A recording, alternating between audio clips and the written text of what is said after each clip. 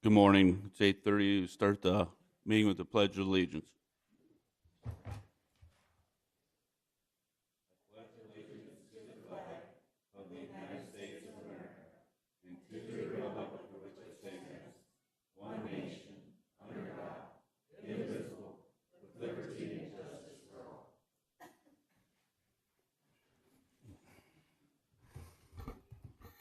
I'd also like to ask everybody to stand and bow our heads in a moment of silence for the victims of the Las Vegas ordeal.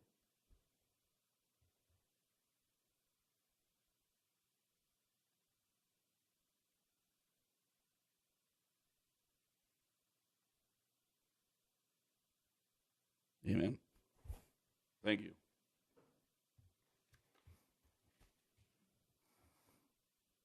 Invitation for a citizen to schedule time on the commission agenda for an item not listed. Is there anybody that'd like to schedule?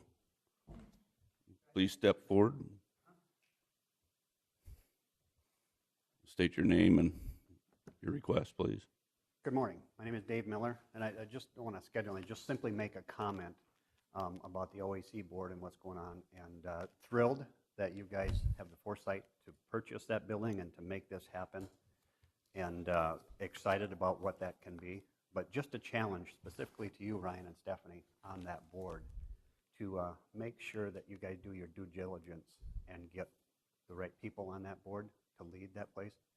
It's an amazing facility and what it can offer to this community, and especially now with what happened in Vegas and these terrible things, and people are getting, just crazy about anti-guns and gun bans and whatnot. It's a place to educate the kids. That's what really excites me. Give kids the opportunity to learn and respect firearms and bows and experience that for the first time. So it's an amazing facility. Please do your due diligence on that and get the right people in leading that. And the second part of that is I sure hope you keep it open to the public so that the rest of us can go out and enjoy that too. So anyway, thanks for Thank you. Is there anybody else who would like to?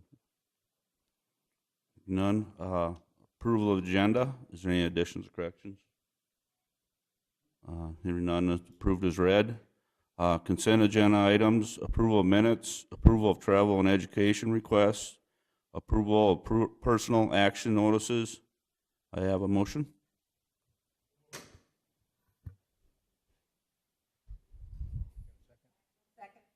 And a motion and a second. Any discussion? All those in favor, signify by saying aye. Aye. Opposed, same sign. Motion carry. Routine business, approval of claims. Second. And a motion and a second. Any discussion? Hearing none, call the roll, please. Miller. Aye. Krogman. Aye. Pierce. Jensen. Aye. Motion carries. Item B, department head reports. Mike, would you like to start?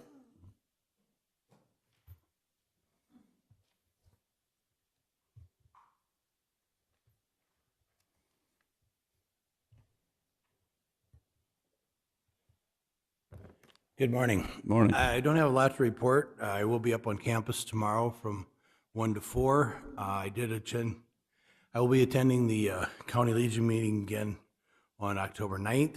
Other than that, our phone numbers are staying pretty steady.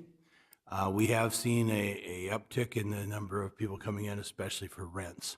And so you'll probably see that a little bit more in the future.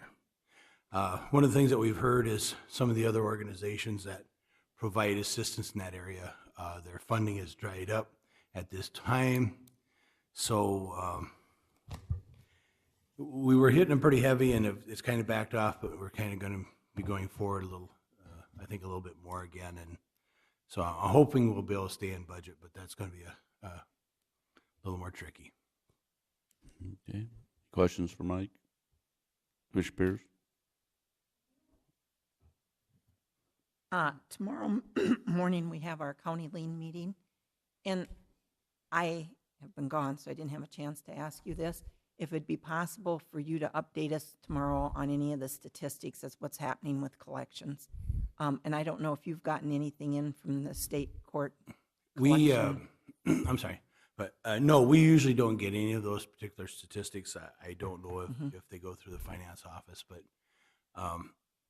each of the counties is really quite different in the way they do their liens, and not all of the court-appointed liens go through the welfare office. So a lot of the other counties, I don't know who they actually send that information to. Okay. And maybe I didn't ask my question very artfully, which is, when we have our meeting tomorrow, if you could tell the group if our office has gotten any monies whatsoever from that state collection agency. Okay. That's what, yeah. I'll see if I can find that. That'd be great. Thank you. Okay, thank you. Misty?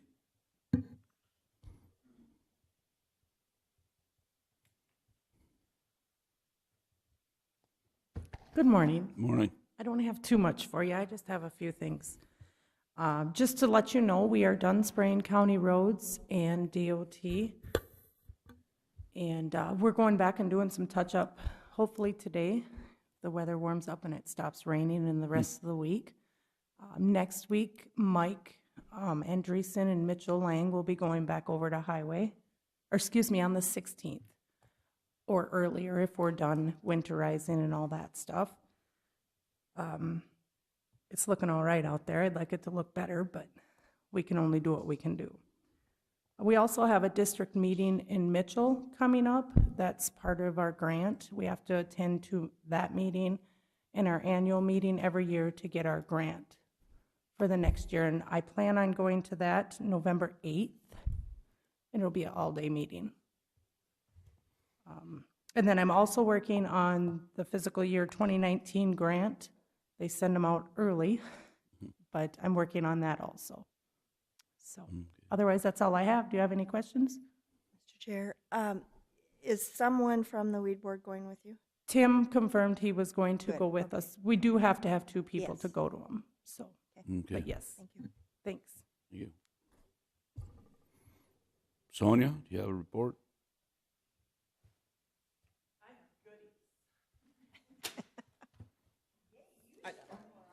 You're probably.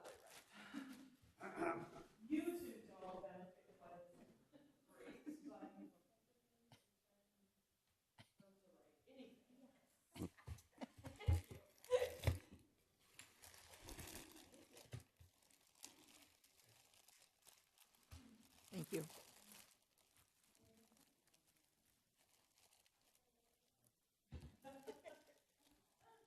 Yeah, sorry.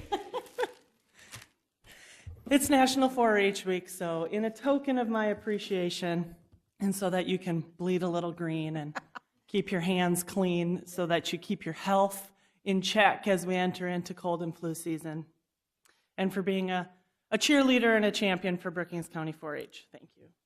I do have some pens. I'll hand those out on my way back. And, everything I give away, I don't have to pack. So the new 4-H year and National 4-H Week actually kick off at the same time this year. The new 4-H year began Sunday, October 1st, and National 4-H Week is always the first full week of October, Sunday through Saturday, and so it will conclude this week Saturday. Statewide, actually, 4-H, along with several other groups, but is going to have an opportunity to buy discounted tickets to attend the Jacks game at home this weekend, and a little kickback of that comes back to the department as well. So that's kind of a fun way to culminate the week's events. There's also some national volunteer e-forums that are getting underway this week. The first one's Thursday. So as I alluded to, keeping your health. So the pledge, a couple of you I know can recite that, but head, heart, hands, and health are what the 4-H's stand for, and our motto is to make the best better. And so as we move forward into the 2017-2018 4-H year, we'll be keeping both of those things obviously close to heart, not only the pledge and what it represents for 4-H, but our motto.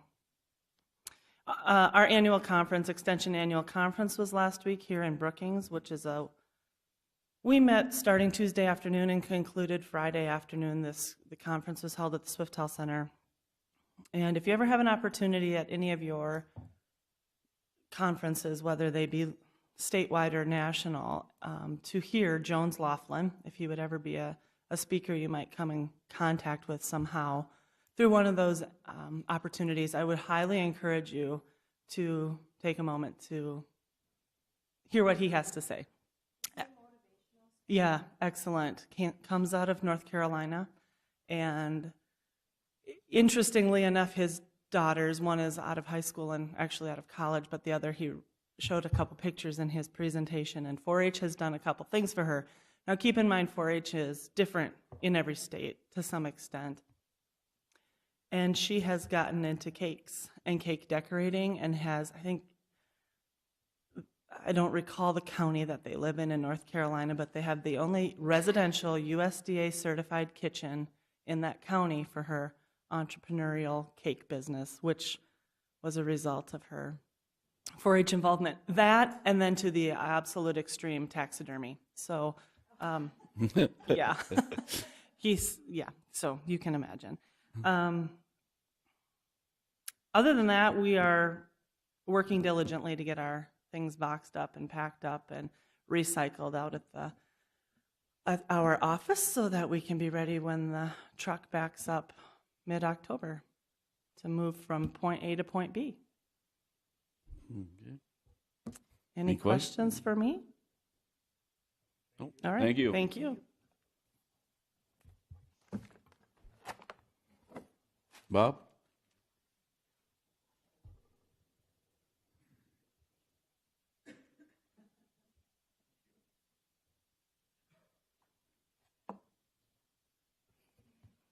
Good morning.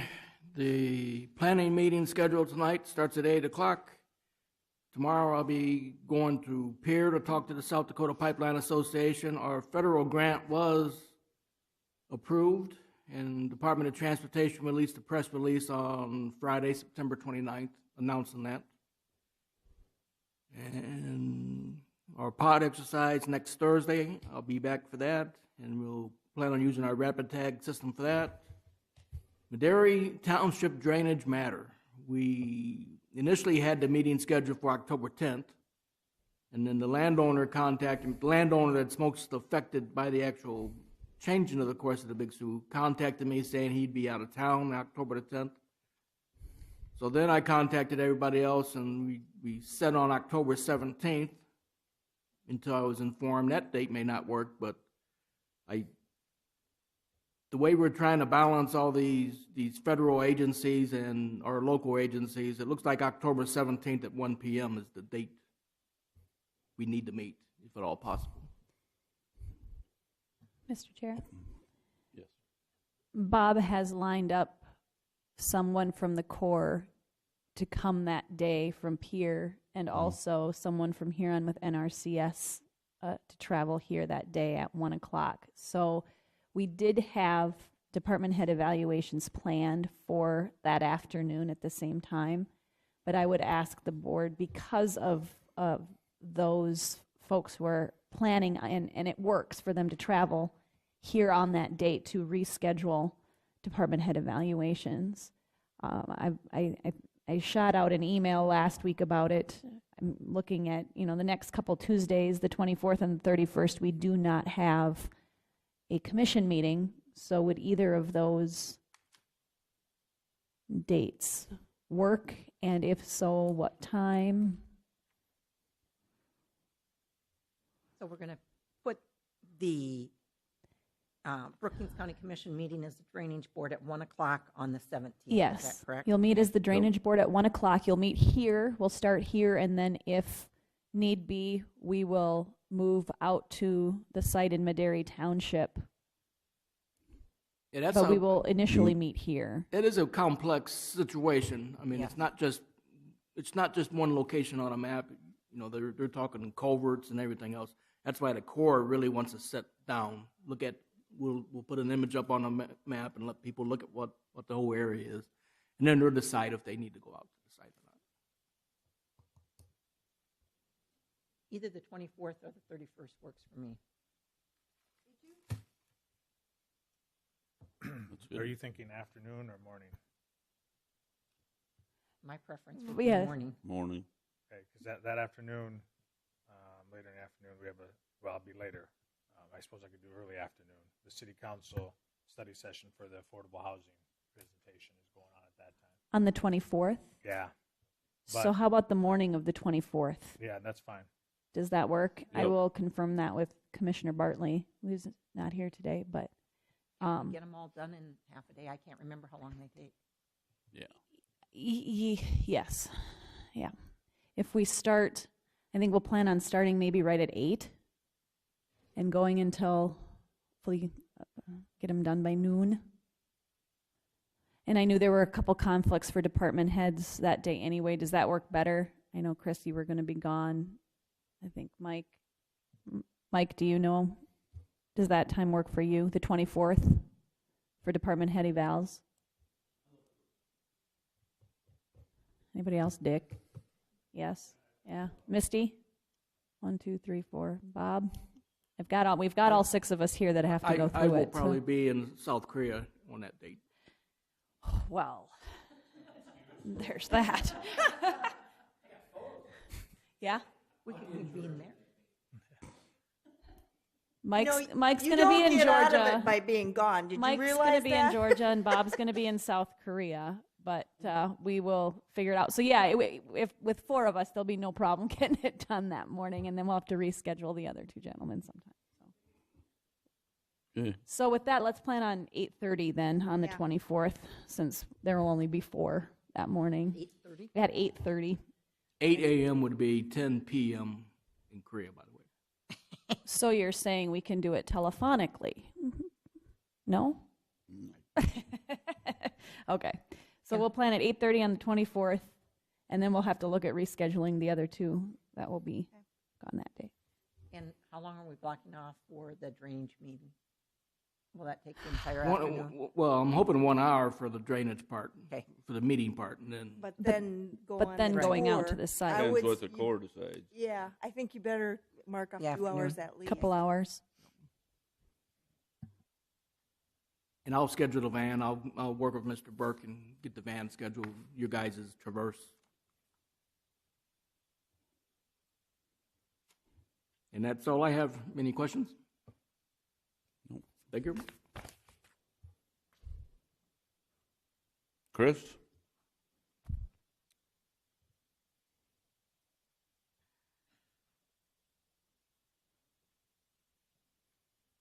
Good morning. Morning. Guess everybody's forgot. I'm Chris. I work for Equalization. I'm your department head. It's been a while since I've been here. We've had a few conflicts. I guess I'll jump back. I was going to put this till the end, but one of the things that I wasn't able to come here and talk to you about was that OHE case that we had. I sent the email out. We did not prevail in that. Talking with Department of Revenue, my case is there. Department of Revenue supports me. Terry says there's nothing we could have done any differently. Our hands are tied because there is a codified law that wants to give these types of properties a break. That's what we're up against. And with that 10678 saying that Director of Equalization cannot consider those tax credits, that's what they're doing. In doing so, I believe, and Department of Revenue believes, that there is a flaw because right now I have one property in the county that's valued differently than all the others. That breaks the system. So we're going to attempt to attack this legislatively. We had an opportunity if we wanted to appeal that, which unfortunately I wasn't able to get with you. I didn't feel that you would want us to do that.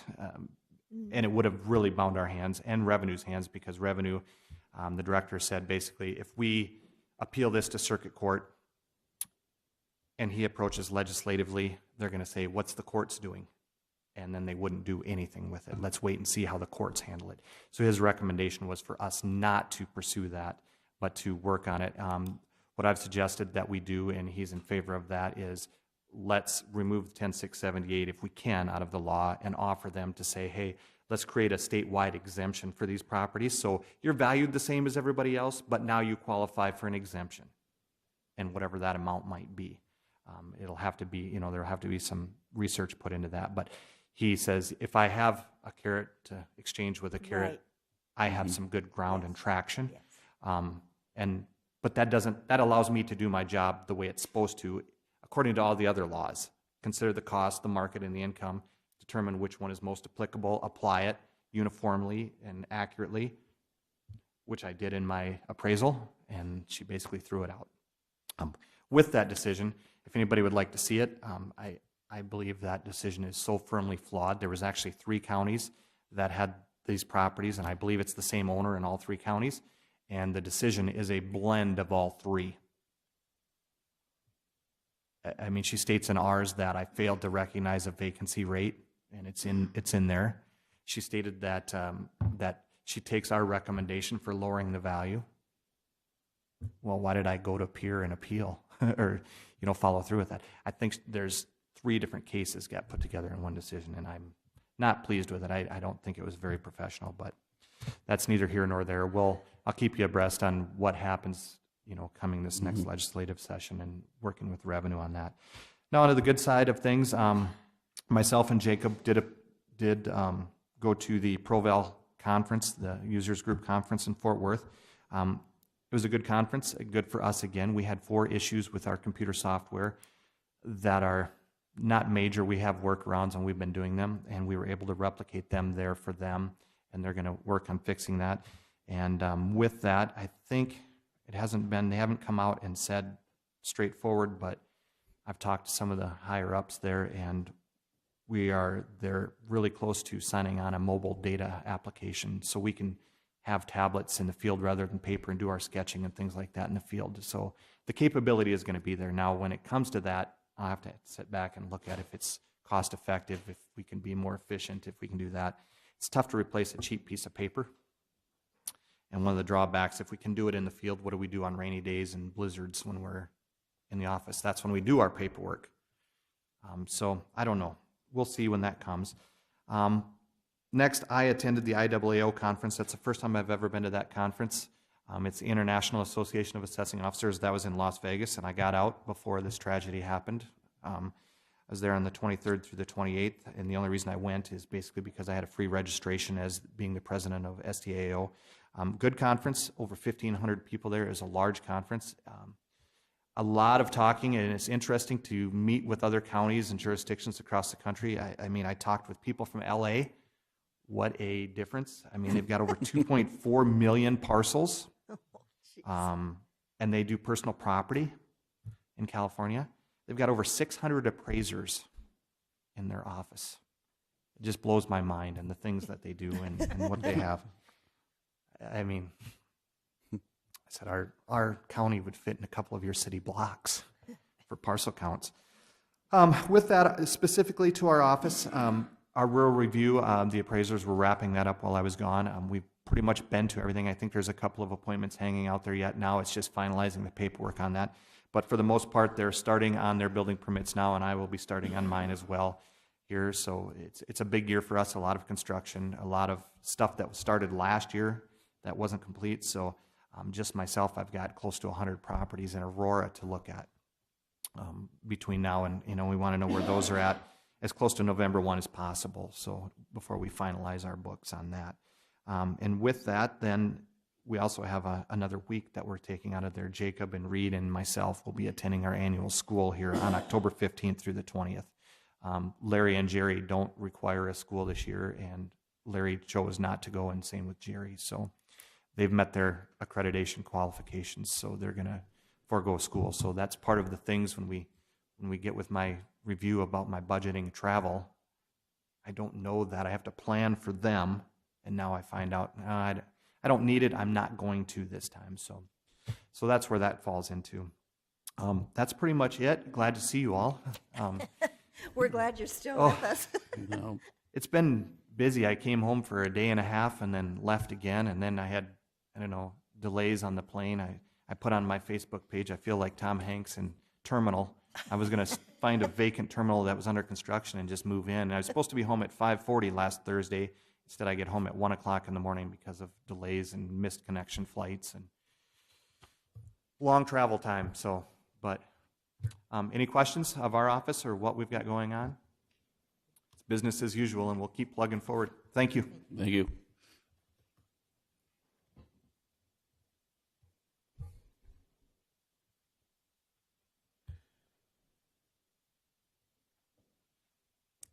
Good morning. Morning. To give you an update, the kiosk, we still have not heard anything else. I've checked with the state, and hopefully they will find a place for it to go. I just heard that 2 of them from the state were going to come and kind of look around Brookings to see if they can find a place to locate it, but nothing as of yet.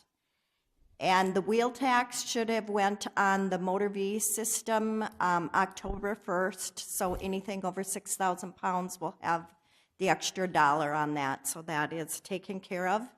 We're starting to get some taxes in. We've had the first probably 3, 4 that have used the online system, so that is going well, and so it'll just be a busy month getting everything ready for collecting taxes. Otherwise, business as usual. Any questions? Thanks. Thank you.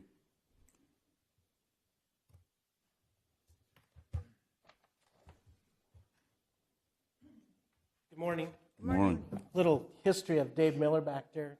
Remember last February I had a mohawk haircut? It's thanks to him. He donated $100 for cancer, which went to a good cause, the moment. So. Yeah. Yeah, thank you. Anyway, and also I'd like to thank Commissioner Krogman and Miller for a nice afternoon yesterday. Anyway, just quickly is that I think we've had enough water. To my knowledge, there's not any, unless Bob has got any damage, but the river's up and the creeks are up and there's lots of water around. Also preparing for Hobo Day with extra staff. I'm going to assist the city police with traffic in town, and I'll be putting deputies on overtime, which will be paid by the feds on federal overtime to work alcohol type violations. And we've, the last month, this will be the second month, we've started kind of a meeting where all of us agencies get together, Highway Patrol, DCI, Brookings Police, University Police, and we all meet every 2 weeks and just talk about things that's going on in Brookings County and so forth, and it's working out really well so far, and we hope to keep that going up. City Police hosted it the first month. I'm hosting it this month, and I've asked, if there's that classroom is out at the OAC, that we may use that out there if it's empty. I think that'll be a good place for us all to meet out there and so forth, kind of show that off to the other agencies. So also, the inmate population's been staying down to some degree. The weekends, we spike in the 40s, and then Monday morning when people get out of get bonds and those types of things, and we've been in the low 30s probably, which has been good. We also is a little lower. We've been staying steady on the 24/7 program around that 99. It used to be around that 125, 135.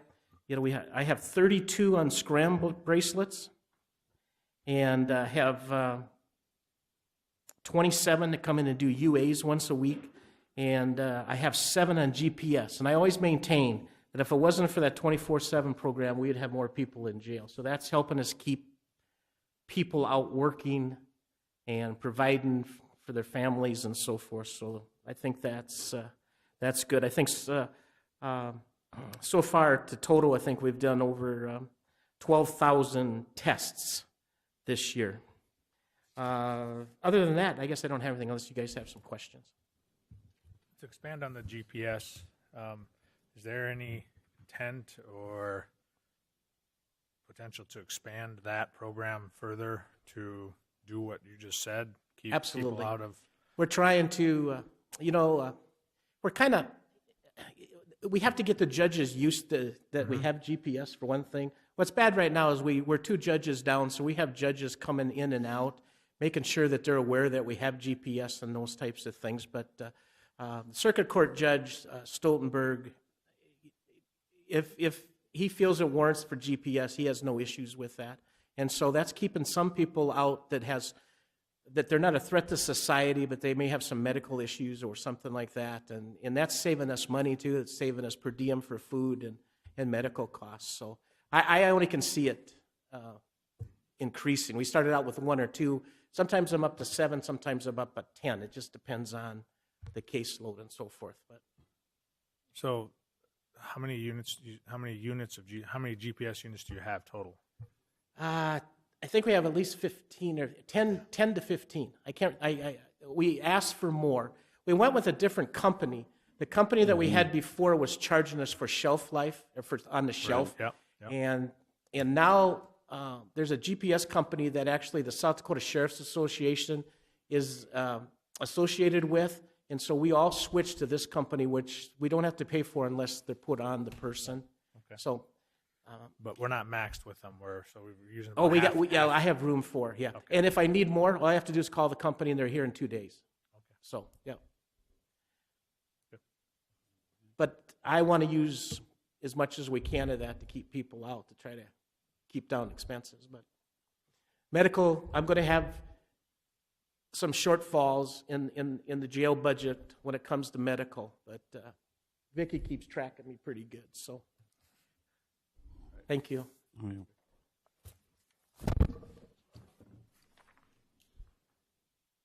Dick? Good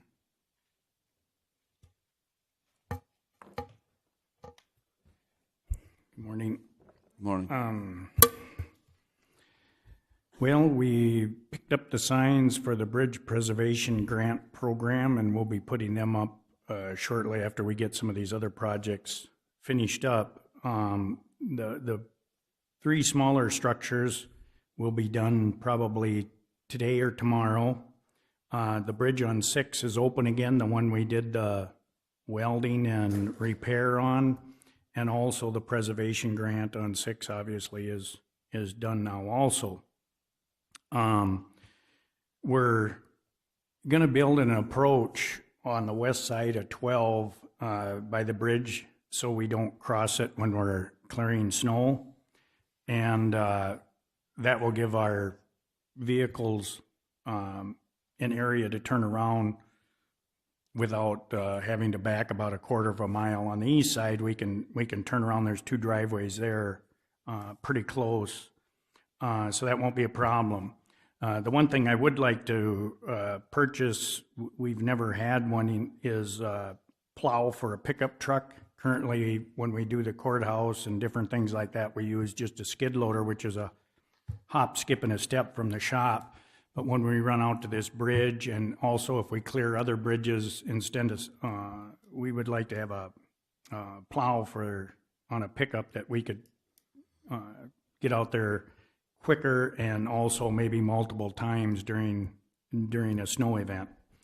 Other than that, I don't really have anything unless you have some questions. We've had quite a few drainage concerns, but it's kind of like your leaky roof, Leanne. Nobody cares until it starts raining and then it becomes a problem. So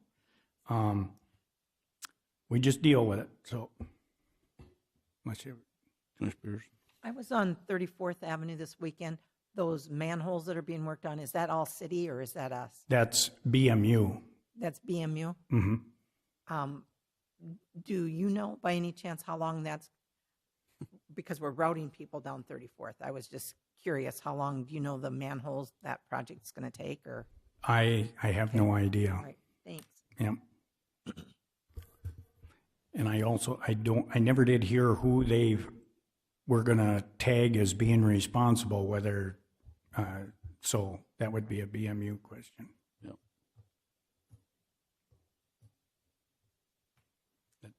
Any other questions? No. Thanks, Dick. Yep. Moving on to regular business. Action approve an automatic supplement to the Emergency Management Fund, GL line 226-4222-4292 in the amount of $5,600. Move approval? Have a motion and a second. Any discussion? Hearing none, call the roll. Krogman? Aye. Pierce? Aye. Miller? Aye. Jensen? Aye. Motion carries. Letter B, action approve agreement number 17-73, a letter of contract for engineering services for replacement of existing structure number 06050-220-U between Brookings County and Banner Associates Incorporated. Move approval? Second. Had a motion and a second. Discussion? Take it this is the U on there, it's under 20 feet, is that the correct? Yes, and these are both are identical.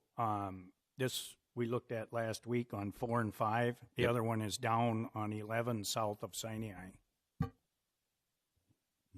Okay.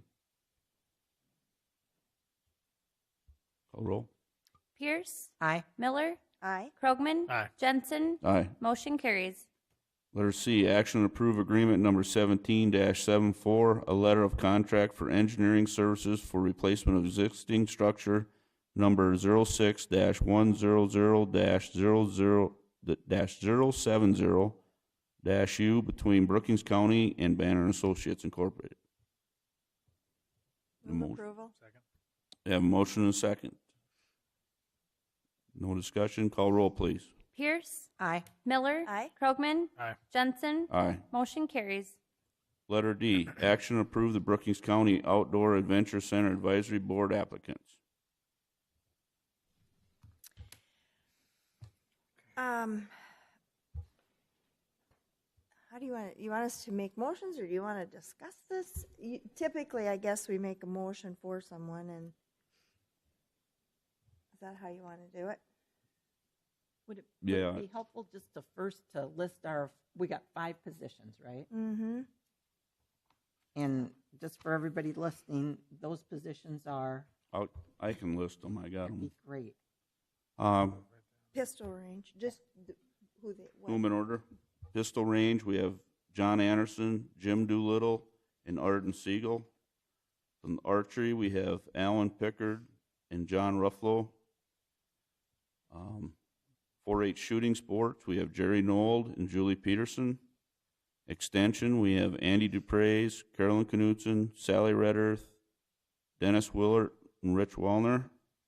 And at large is Tim Reed, Mike Stern, and Rich Wallner. I guess we'll start with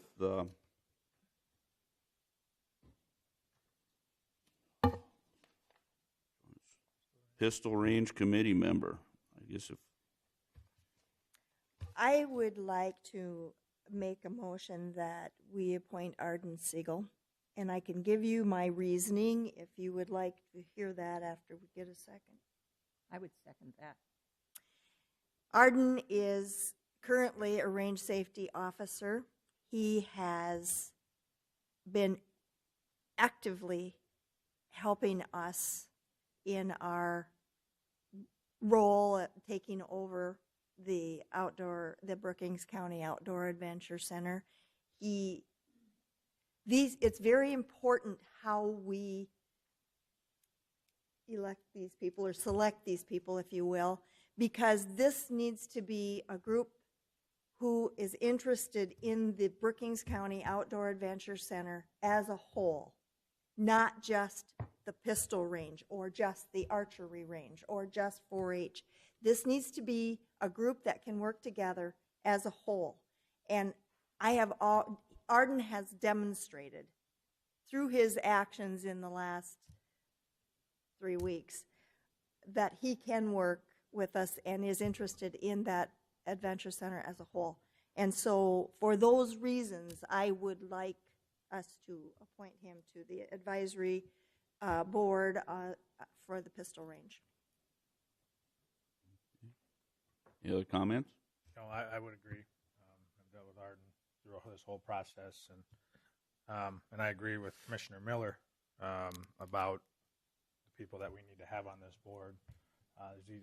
These decisions on that this advisory board needs to make are decisions that are best for the OAC as a whole, not just their organization or what they're interested in.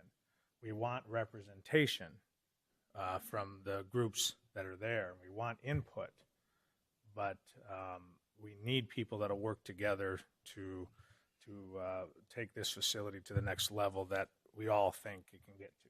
So I think Arden's demonstrated that too. the other two gentlemen are very well qualified also, and I appreciate them putting their name in there too, and we hope they continue to work as volunteers, as RSOs, and that type of thing. We have one spot with 3 people, so you can see we can only pick one. But I hope the other two gentlemen will continue to work with us out there in the capacity either on the Pistol Range Committee or as RSOs. But I do appreciate their application too. But I'm good with Hardin. I agree with all of that. I do too. Just call the roll, please. Miller. Aye. Krogman. Aye. Pierce. Aye. Jensen. Aye. Motion carries. Okay, we move on to the Archery Range Committee member.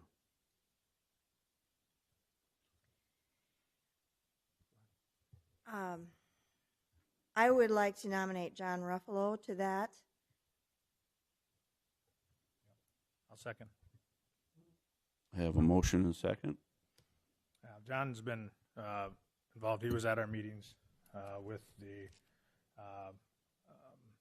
Big Sue Bowman in there and shoots regularly. And I think he's kind of a champion of the public access. And so in my thought of getting representation and getting everybody a seat at the table, I think John would be a good person there to also have some thoughts in on the public access to there. He does have also a member of the Big Sue Bowman and also Joad, and is a long member there too. So I think he'd have some good input for us.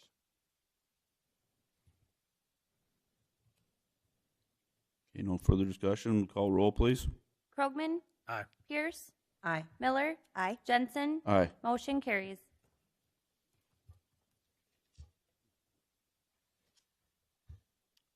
.4-H Extension Board member, 4-H leader.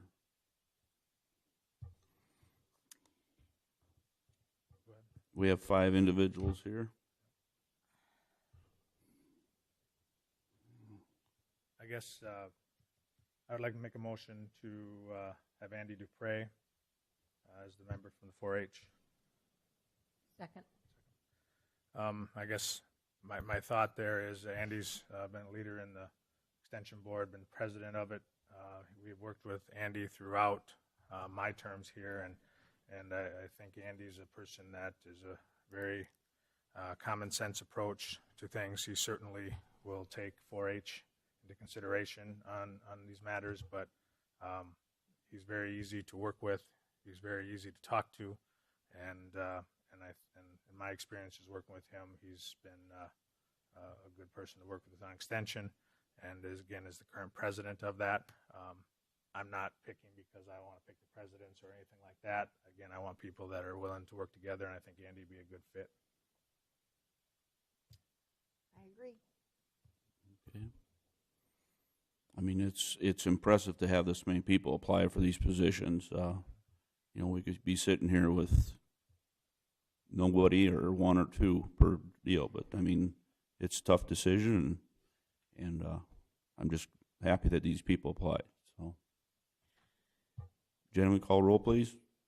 Pierce. Aye. Miller. Aye. Krogman. Aye. Jensen. Aye. Motion carries. 4-H Shooting Sports member. We have 2, Jerry Knoll and Julie Peterson.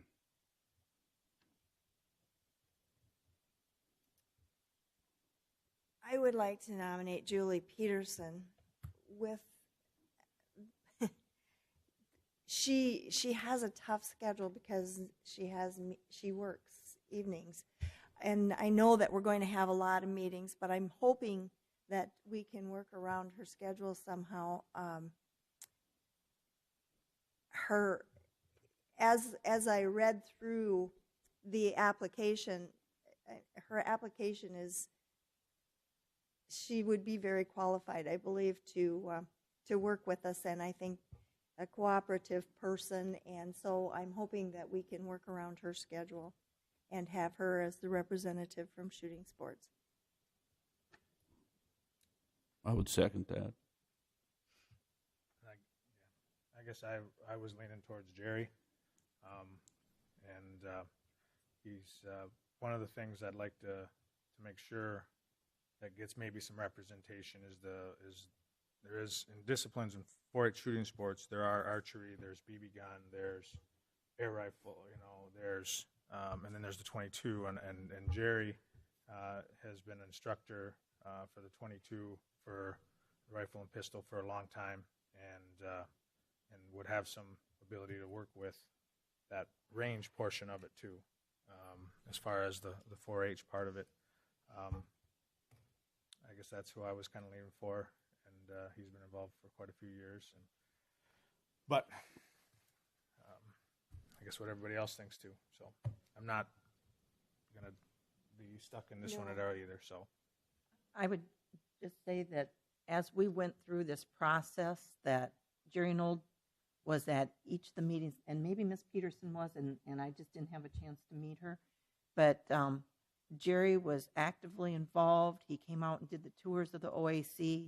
He's very involved with his kids in shooting sports. I think he would be a good person on the board. Not to say that Miss Peterson would not, but I know, this it's is difficult because either one would be fine, I'm sure.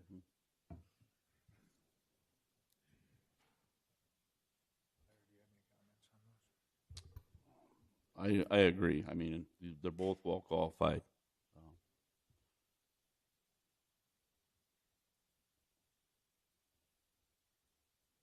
I guess so the motion is for Julie. the motion is for Julie.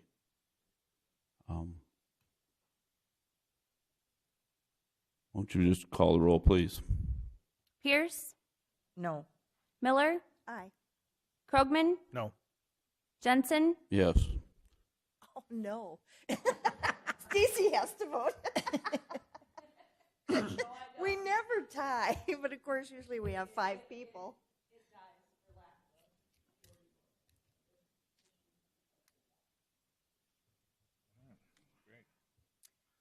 So do we, Let's put it on the next agenda. No. I think one of us could change our vote. I mean, I would move that Jerry Nold be the 4-H shooting sports board member. I'll second.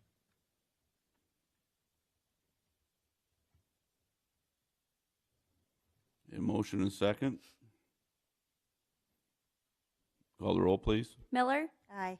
Krogman, Aye. Pierce, Aye. Jensen, Aye. motion carries.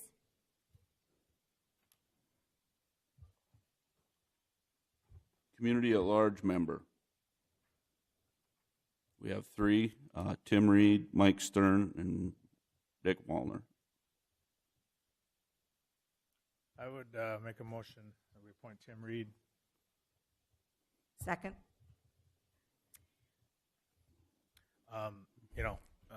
I think Tim, obviously, people know him very well as former mayor and he's been on boards and served, and I think will bring a lot to the table.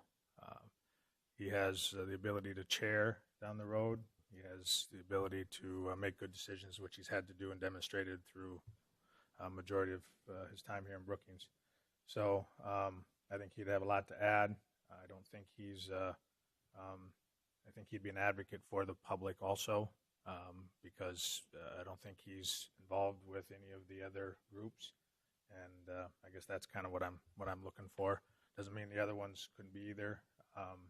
Mr. Stern is very well qualified too, and hopefully would be able to get involved in our in the OAC.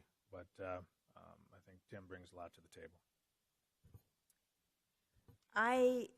As long as we're discussing this, everything you said is right. However, he is gone from January to March, and I know that we are going to be having a ton of meetings.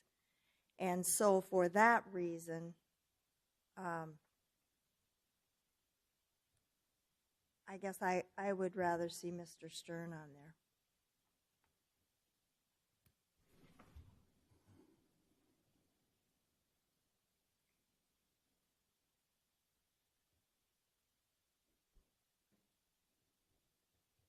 I had concerns also with Mr. Reed on the time being gone. We had another committee, we had a representative, and it was a challenge. He never was there. Was hard for him to be there. It wasn't, it was not Mr. Reed, it was another individual. It was another. That was served on the legislature. And like I said before, I'm glad all these people applied. Mr. Waldner applied for 2 positions. I know he's qualified also. A lot of experience with management and with working at the college for 30-some years.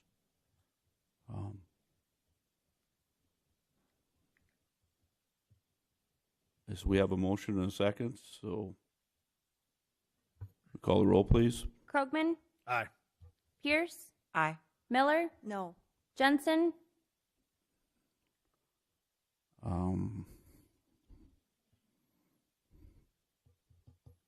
Aye. motion carries. And I guess point of privilege, I would want to thank everybody who put boards in or put applications in for the board. We want as many people. We want this board to be very successful. We want this entity to be very successful, and this board's going to have a lot to do with it. And so we hope this works out really well. We're glad we had all the applicants that we had, and by no means by picking one over the other do we think somebody else is not qualified or not. And we want those individuals still to stay active as volunteers and with their groups and try to continue to make this a great facility. So I do want to thank everybody who applied. I'd just like to ask, I know you haven't done your bylaws, but I mean, if you're going to be voting with the 9-member board, are you going to have, is it possible to have substitutes, or you're not going to, I mean, I don't know how your makeup is going to be.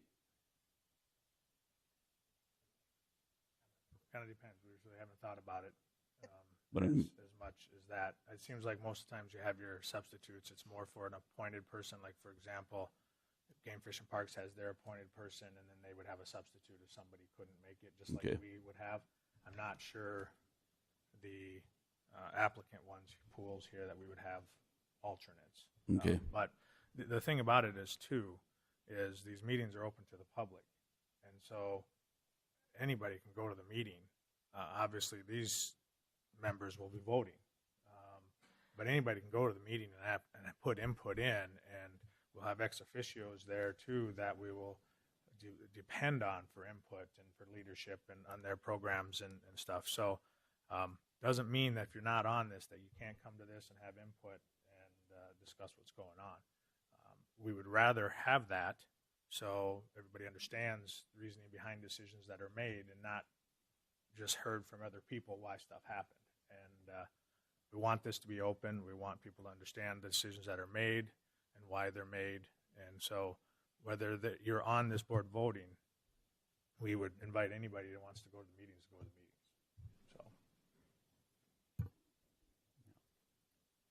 Okay, I'd just like to, again, thank all the people that applied. It shows that they care about this facility and want to make this the best we can. So just thank you again. Moving on. Discussion and possible action to approve request to fill vacancies. Number 1, Brookings County Outdoor Adventure Center Coordinator.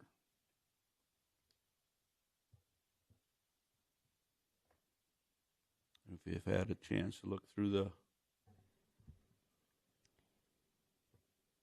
This is, can definitely be a discussion item as well as far as the title. I included the 2017 wage scale in the packet to have that discussion on where you want this position starting, to give you an idea. I mean, so what has been presented is just a starting point for the discussion that I think you need to have about this particular position, and the next one too, for that matter. The next one's probably a little bit easier.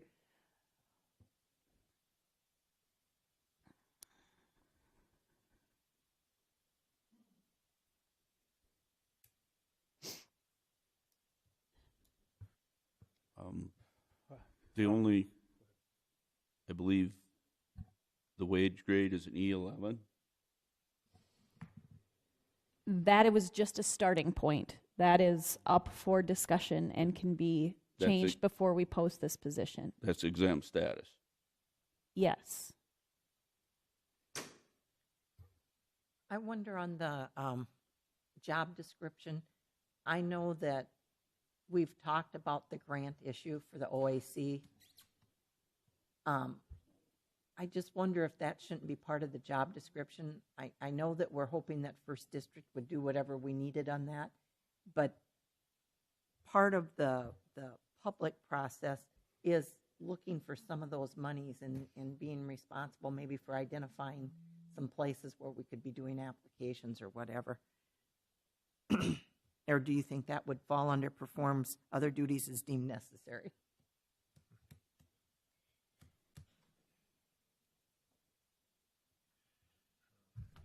I don't know. I just think that, I mean, that coordinator is a big job in and of itself. And obviously, if they know of places, where money could come from, I'm sure that they would let us know, but I'm not sure that we can expect that person to be a grant writer. Is that part of what they would do in the marketing? The OAC marketing is looking for funding for I would think programming? that would be more appropriate there, yes.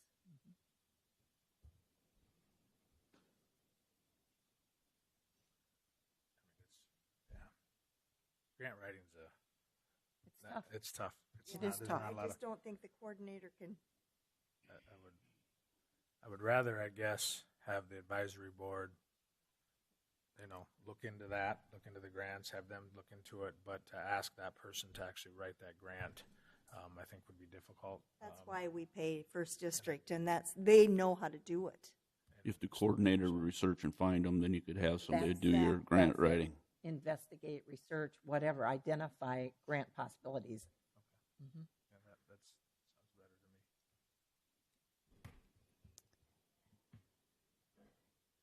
But I think that can fit under the other duties.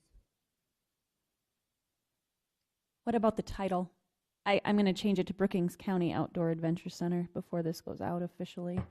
Do you like director? Do you want coordinator? I don't mind director, but I'm open for discussion.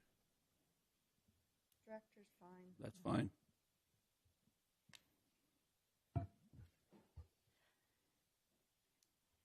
And reports to, ultimately it will come back there, but do you want to indicate the advisory board?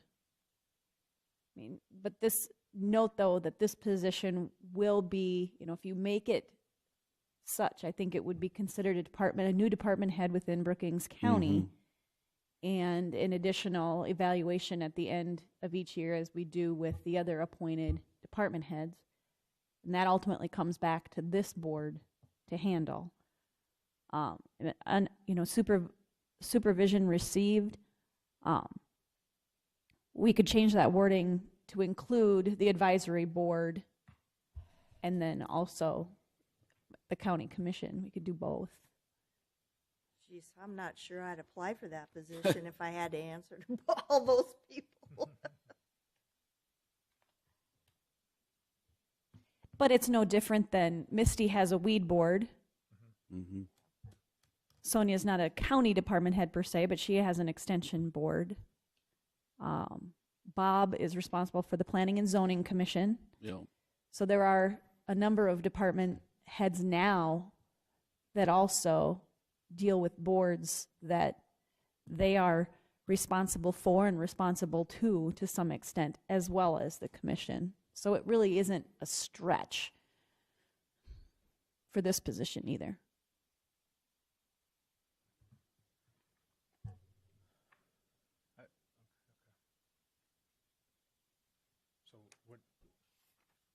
Which one did you want? What was your suggestion?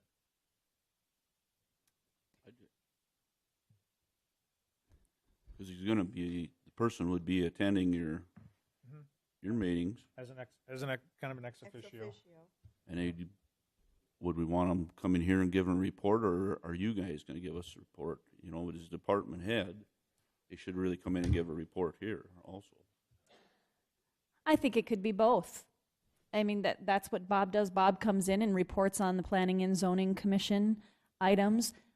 Commissioner Pierce is on that board, and she also gives updates or maybe fills in some areas too. I think you handle it just as Bob. I mean, the weed board, Commissioner Miller sits on the weed board. Misty still comes in and discusses things, and Commissioner Miller helps with that. So, Are they going to put a budget together then too and suggest that to the advisory board, or is it advisory Yes. board? Okay.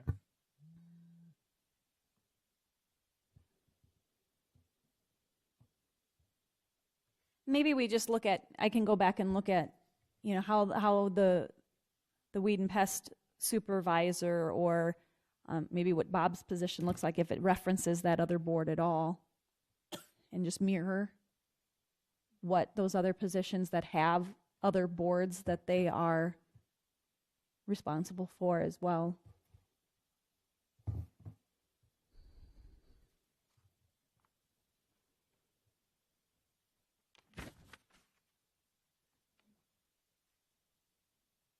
We're going to talk about the grade now.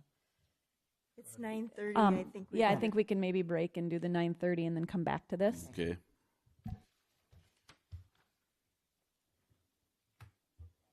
We have a scheduled agenda item, 9:30. Recognition of years of service awards to Brookings County employees. How would we want to?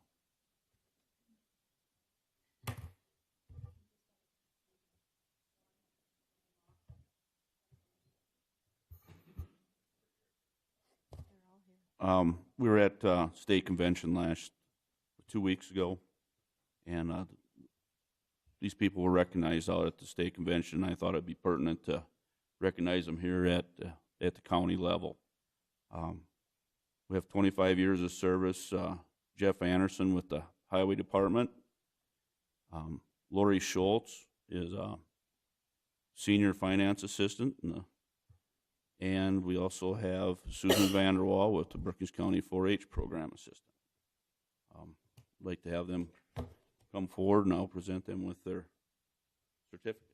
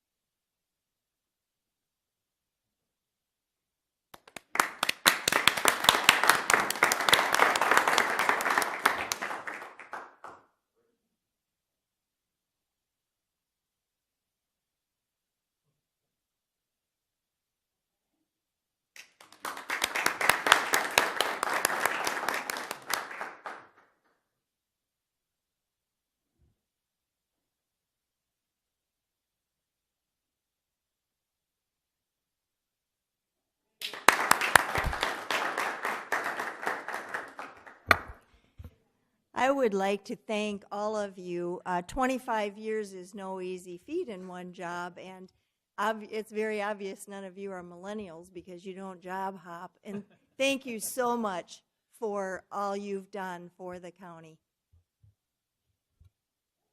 And it is my pleasure and privilege, Larry, to present this certificate of appreciation for your 25 years of service as County Commissioner and Highway Department of Brookings County. Thank you.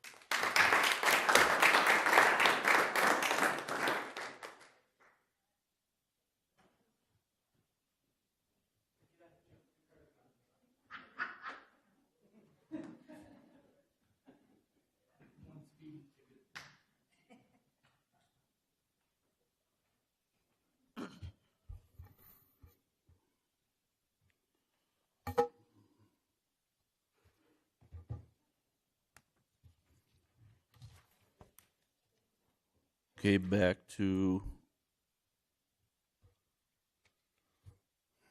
discussion on the, yeah, request to fill vacancy.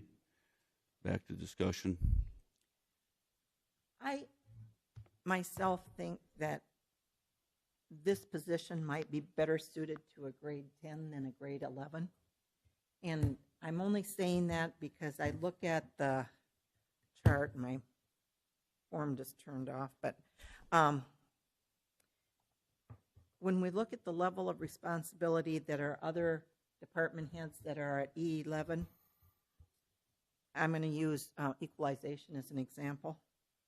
I think the responsibility level is higher for that position, or when you look at the county development department, and I just think maybe a 10 might be a more appropriate grade for this position.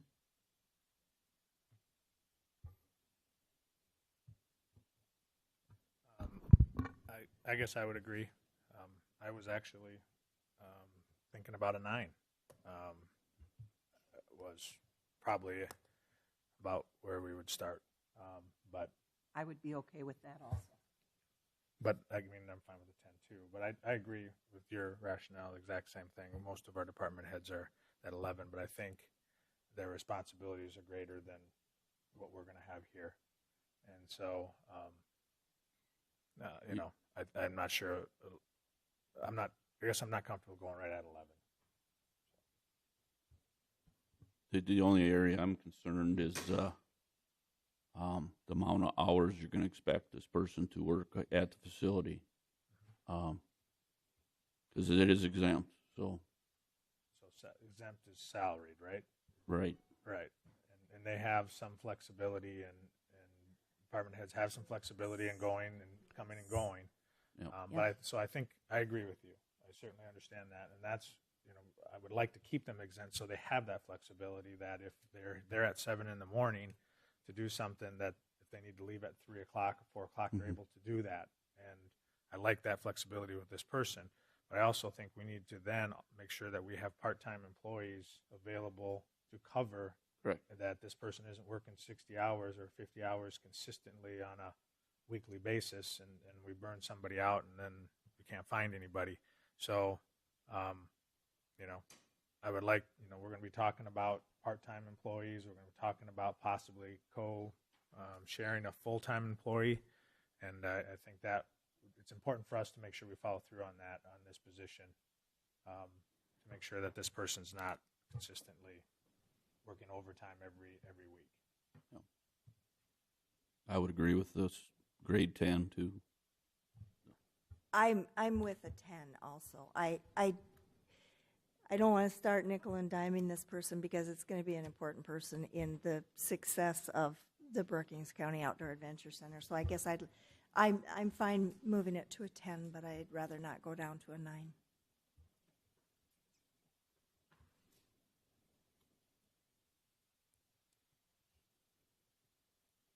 Do we need a motion, or are we just general consensus on that? General consensus. Unless, we're not voting on the job description, are we? Well, it says No.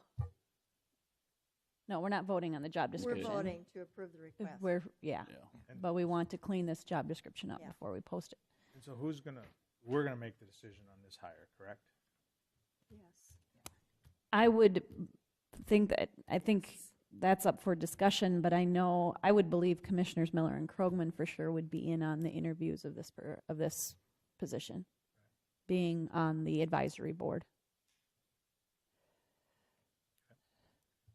We haven't had enough meetings concerning the Outdoor Adventure Center yet.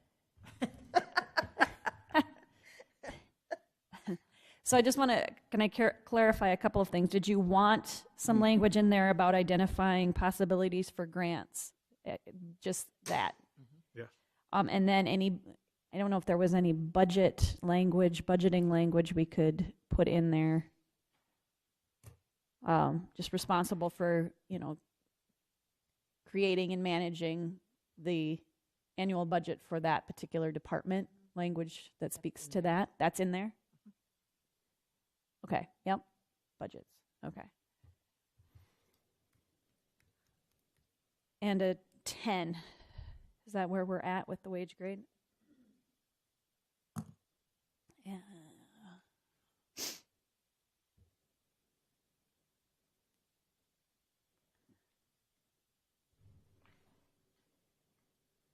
And I will change everything that references the Outdoor Adventure Center to be the Brookings County Outdoor Adventure Center as well.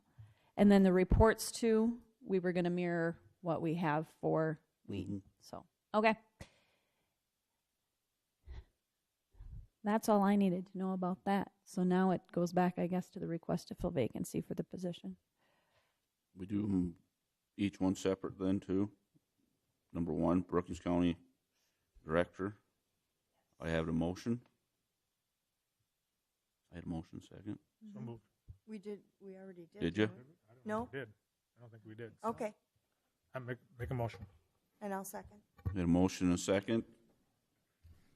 No more discussion. Call the roll, please. Pierce, Aye. Miller, Aye. Krogman, Aye. Jensen, Aye. motion carries. Item number 2, Brookings County Outdoor Adventure Center Membership Assistant.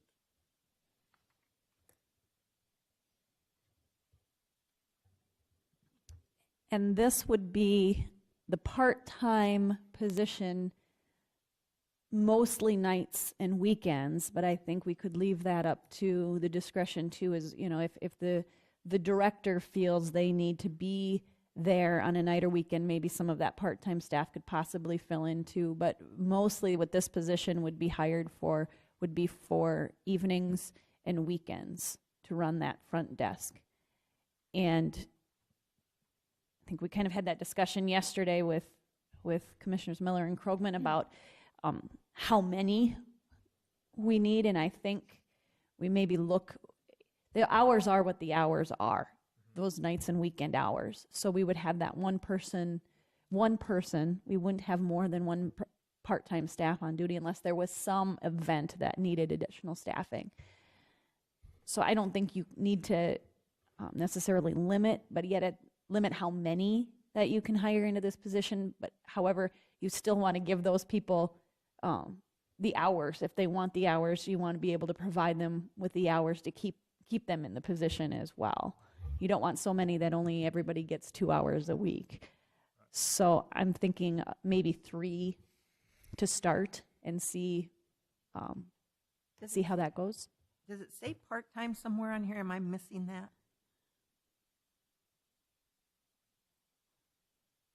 If not, I will double check and add that. And then, did you do the math, Stacy? Otherwise, I'll pull out my calculator. But what does that work out at a wage grade 3 for hourly wage on that? Let's go back to the play plan. Wage grade 3. Calculator.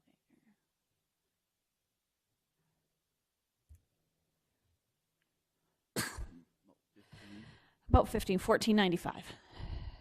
14.96. That's right in 14.96. line with- And would we want, I'm just throwing this out for consideration, to give an incentive that if, of any kind, if somebody would cross-train to get their certification as an I was gonna RSO bring that up, too. for either or both archery and pistol range, because that would be huge for us.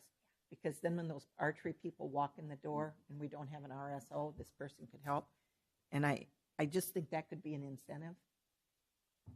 I was going to bring up the exact same thing. I, you know, they may not do it, and that's fine, but I think that if they do, it would be nice to list in here that is an option for them, but then what are we? What does that incentive look like? Yeah. Ability to obtain? Or? Maybe if you were certified to be an RSO in archery, we would pay you, I'm just throwing this out, you guys, this is brainstorming, $1 an hour more. If you were an RSO on pistol range, we might not give as much incentive because we have lots of pistol range volunteers. But we really need from the time I sat there, we need somebody that can be an RSO for archery as people walk in the door on weekends and at night. So, I mean, something like that. I don't know the right way to do it, but I'm just But throwing that being out. an RSO, you'd have to be in the archery range, though. You would have, you'd No, be, they don't have to be right in there all the time with them. You have to be able to walk, my understanding is you have to be able to walk through the people through the introductory training. Right. Once you're a member and you've been trained, you don't have an RSO in there for archery anymore. I kind of disagree. I think that should be a qualification that they have. So when, say we get 10 applicants for 3 positions, and I'm going to look through their qualifications, and if there's one that is an RSO or has archery experience or has conducted classes or has done whatever, I'm going to lean towards that person to fill that position. I'm not sure I necessarily feel like I want to pay them extra. Now, if it's a person that comes in and has never been in the building and says, I can apply for this because I can be at the front desk and meet and greet people, but they don't understand that, that's more of a lack of a qualification for me that I may not hire that person because we understand what it is. I'm not sure I want to get into an incentive there. We're depending on volunteers, okay? And if we start paying, we're going to end up with not just volunteers, but 20 employees. Mhm. And that's what concerns me too. I don't want to take advantage of the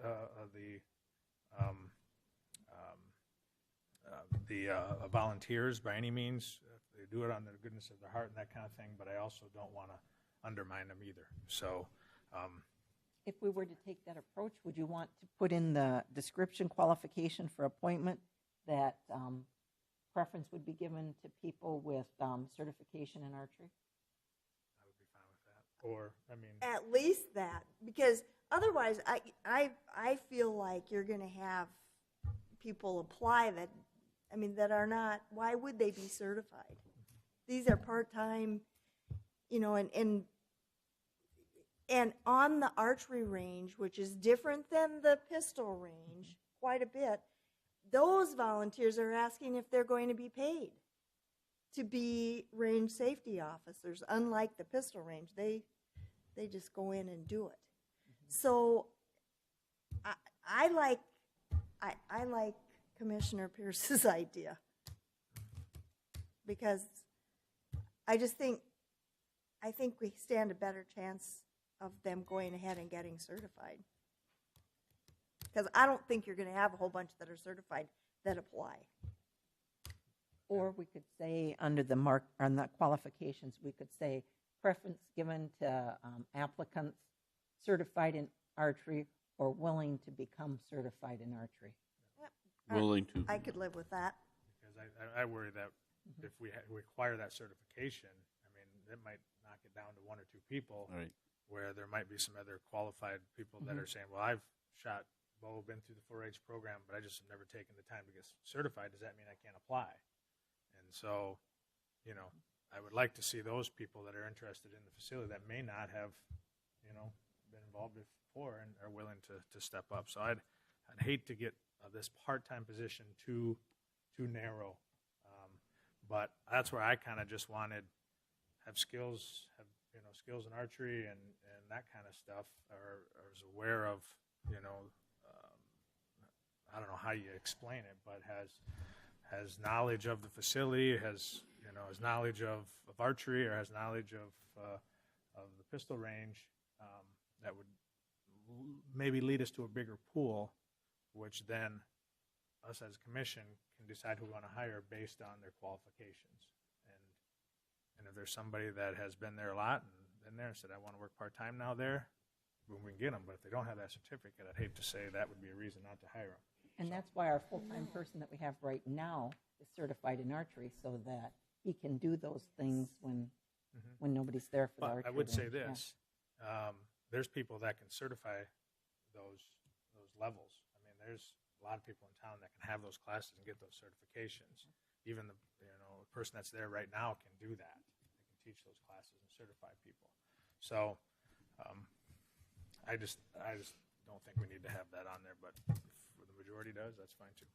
We'll see what we get. the temporary part-time right now, is he certified? No, I don't think so. He shoots. Do we have a temporary? Yeah, we do. Mm-hmm. He shoots. He was there the other day. He was interested, and he's worked with Right. Robert, who's Yeah. temporary right now, and they've worked together to cover hours and kind of what they're going to start to do. And he was very interested. He was sought it out, said, I have time. I'd like even more than the 19 hours if I could, and was very knowledgeable in the archery, but was not certified. But Robert could get him certified down the road. So. And that's, I mean, we have that in some of our job descriptions, like truck driver. You have so many months to complete, to get your CDL. 6 months or whatever, 3 months. And I'd be fine with that kind of language. As relates to the archery. The pistol range is different, and we have it is. a different situation there, but the archery we need.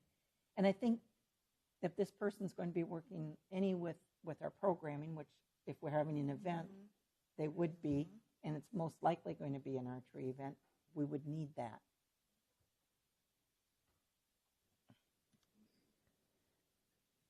So, What did we decide? right now I have under the qualifications for appointment, preference given to someone who is certified as a range safety officer for archery or the ability to become certified. Or the willingness, maybe. I don't know, is ability the right word? I don't know.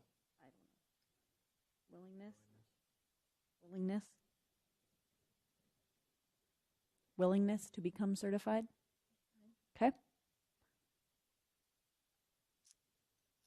So no incentive pay. I guess not. I'm okay with that. We'll see what we get. Yeah, we'll see what we get. But how many hours are we expecting then? Up to 19. Up to 19 per And week. that'll say that in here? Yes, that will Okay. get added, Okay. yes.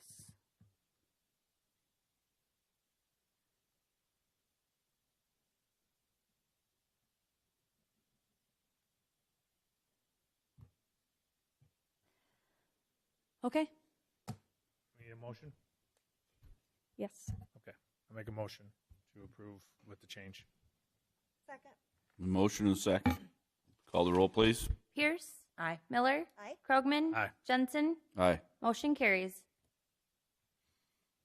And then for that position, and I know we do our regular advertising and we have a whole system for that when we have a position, but I wonder if it would be worth us reaching out to to SDSU, to the, I'm not sure I've got the name of the major right because they've changed their names, but to the recreation, PE, whatever they're calling that athletic management stuff now. And because this would be a great opportunity for an SDSU student if we would want to reach out to them. I think they have their eye on the prize anyway, because I think that's where our other part-time guys. I do have a contact in that department that I could reach out to and That'd be see if great. there's some opportunity there to spread the word.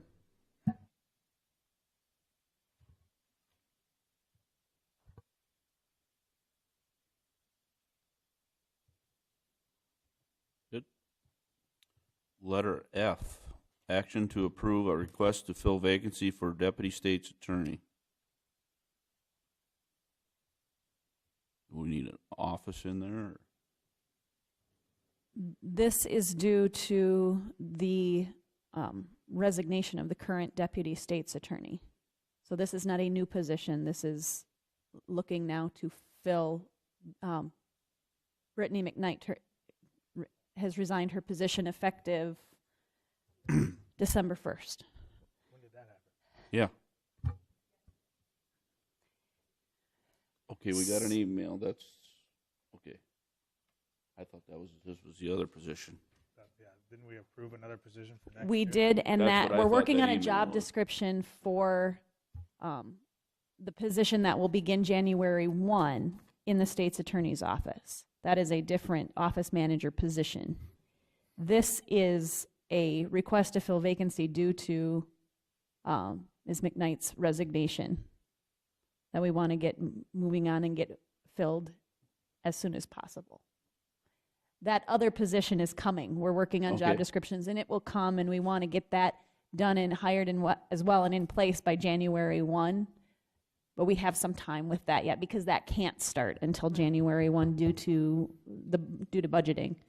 This is due to a resignation in the office. Okay, I'll move that we fill that vacancy. Second? I had a motion and a second.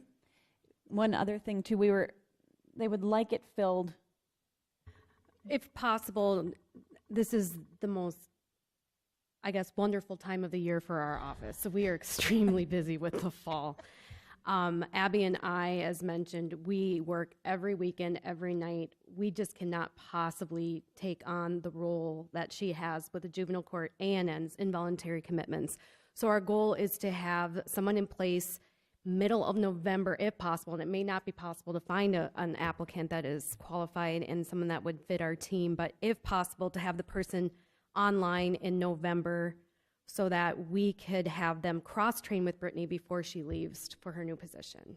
And that's in the application, but we're pretty thin as it is, and to lose a full-time attorney right now is, it's overwhelming to even think about. So that would be our request, is to see if they could have the position filled in the middle of November so that there can be some cross-training. Just a couple of weeks is what we're probably looking at anyway, so. That's fine. Okay. The same as we hired, same level as what we hired Brittany? Yes. Okay, have a motion and a second. Call roll, please. Miller? Aye. Krogman? Aye. Pierce? Aye. Jensen? Aye. Motion carries. Review and discussion of ordinance number 2017-02, an ordinance providing for the amendment of ordinance number 2015-03. Documents ordinance 17-02, amendment of ordinance 2015-03. Article 6, administration, and ordinance 2017-02, public hearing. This is the ordinance that was recommended for approval by the Planning and Zoning Commission on September 21st, I believe that meeting was. I might have that date wrong. This will be coming to you for a first reading at the next meeting, and then the second reading and approval of this ordinance will take place on November 7th. This is the time now that if you have any questions to look it over, because at the first reading there's no discussion. So if there's any questions or concerns that you have that you would like that, you know, potentially Bob or Richard could answer for you before that, you know, now's the time for, or any questions that you have that Bob could maybe answer right now, even today. But this is just a review and discussion time on that ordinance. We'll go through the official first and second readings coming up.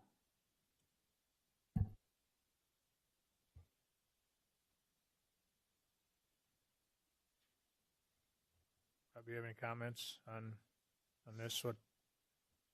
This is our first one where we're changing? Yes, this stuff, is the so- administrative section of the ordinance, and Can you give us some Planning background? Commission met 3 times on this particular one to try to fine tune it as much as possible. We had a public hearing, we made changes to it as needed. It's been reviewed by the Deputy State's Attorney a couple times, and then, of course, the zoning board had the hearing September 21st and unanimously sent it to this board for approval. Or request that you approve it.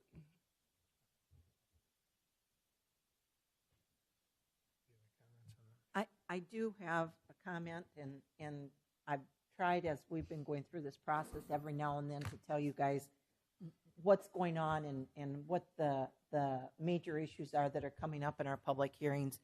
And there are several places in here, and I just wrote one of them down, but I don't have the rest of them. For example, on page 12, when you look at paragraph number 3 on page 12, that's an example. And it says that there will be a 10-day notice on, I think this one's a variance, but we're using this proposed administrative ordinance gives 10 days notice for conditional use permits, for variances, for zoning changes too, I believe. And we had much public input. And I think we as a commission in our public hearing will have additional public input on that issue. And the public feels very seriously that 10 days notice is not enough. So if you mail something to somebody and they're out of town, and we've got the intervening weekends, and we had conversations about how you count days for legal notices and all of that, you really don't have very much time to prepare to be at that public hearing and to have your ducks in a row. The applicant has the ability to say to the Planning and Zoning Board, I would like to have this matter moved to the next hearing date, okay? Because I've decided I'd like to bring my attorney, my engineer, my whatever, and they can't be there on this date, okay? But the people that are on the other side of any of those issues, they have to be there with their person with 10 days notice, and probably at least 2 of those days, maybe 3 were used up for the mailing period. And we don't give people enough time to get ready for the hearing. And I myself see it as a due process issue, that we're just not giving people enough time to get ready so that they can be there and have everything done. When the Lake Hendricks issue was going through the hearings, we heard it over and over again from people that said, you know, I know it was published, I didn't see it in the paper, and we had to wait until all the neighbors talked to each other before we knew what was going on, and I just learned about it yesterday. Okay, I mean, we heard those kind of comments a lot. The 10 days that are in here is based on what the statute is. South Dakota state statute requires 10 days notice. We in Brookings County, in our old ordinance, Bob, is it 12 days or 14 days? I believe it's 14 days. It's 14 days in our current ordinance. This would change it to 10 days. I would like us to stay at 14 days notice. And you'll be hearing from the public. There are people in the public that'll tell you they think it should be 20 days notice. And this was talked about at Planning and Zoning. 20 days notice is too much. I know that if you're building a new garage and you need a variance, you maybe should have thought about it more than 20 days ago, but people don't always get that done. And we have a very short building period in South Dakota in the summer, and 20 days I think is too long for that kind of thing. And I don't think we don't have the ability to say we're going to use this many days for important stuff and a different number of days for things that aren't such a big deal, you know? So I just would recommend to us that we consider 14 days. There were people that wanted 15 days. The thing about the 14 days is that fits in with the newspaper cycle, because we have to publish in all these various different places, which when we start talking next year about our legal publications, well, I think we should have another conversation about where all we're publishing and why we're doing that. But because it does make a difference in our noticing that when we notice in a paper, because we adopted that paper at our January or February meeting, whenever we do that, and that paper only publishes once a week. And maybe they publish on, I'm going to say Wednesday, but I don't know when they do it. But so they publish on Thursday. Somebody comes in and then they put in their application on a Wednesday. Well, you're not going to meet that deadline. You know, it's just a problem with the 1 week publication periods. So that's one thing that's going to be an issue. Can I comment on that? You can. Okay. I guess, you know, I understand where everybody's coming from, and I don't have a problem with that if the board that is there makes the decision. Where I've had a problem with it is ask for a variance, go to that board makes a recommendation, but somebody else makes the final decision. And so you got 20 days notice here, or 15 days notice here, you got 15 days notice here, but we're not going to hit the meeting. So before you get your variance, it's 3 months. And on a building season and different things like that, that's where I have the issue. I don't have a problem if Board of Variance makes it, or Board of Adjustment makes the decision on the variance, give them the 15 days or the 14 days, and they make that decision, because that can be done within 30 days. But what I've seen, and I've seen this in the city portion of it, where you go in front of the zoning board, the zoning board makes a decision, but that's not the binding decision. You got to then move on to the city council, and if you look at, the city council has one action meeting in December. So if you were trying to get this done, and you didn't meet that 15-day period or 20-day period there, you're going to be pushed all the way back to January. You may have started in November. And so that's where I have issue with the pace of government at time, is there's too many hoops to jump. Now, if we're going to keep it that Board of Adjustment makes that rule, I don't have a problem with it. But if down the road we're changing it, that the zoning board is going to make a decision, but then now we're going to make a decision too, then we're going to stretch this thing out. And then there's plenty of opportunity there for the public to see that. So I guess. And Commissioner Krogerman, right now, the way this has been presented to you is the Board of Adjustment would be the final decision. Okay. So there isn't another entity. That is one of the concerns that was brought up in all the meetings, is that the appeal process would then go to circuit court if it was appealed. In your other variances for a shed or whatever, which probably wouldn't go to a circuit appeal, Board of Adjustments would be your final decision. Good. And that's, I'm fine with that. What I worry about is we do this, and then we get further down, and our zoning ordinance just changes, which then now makes an effect on this one that we've already passed. And so that's just, I've gone through this experience in the city. Mm-hmm. I wonder if now is the time. I think Terry was bringing to us some information on, because that'll be one of the issues that when we have our public hearing, people will want to discuss, and y'all will have to have had some time to think about this. You can have planning and zoning make a decision, or you can have the Board of Adjustments make a decision on the conditional uses and the variances.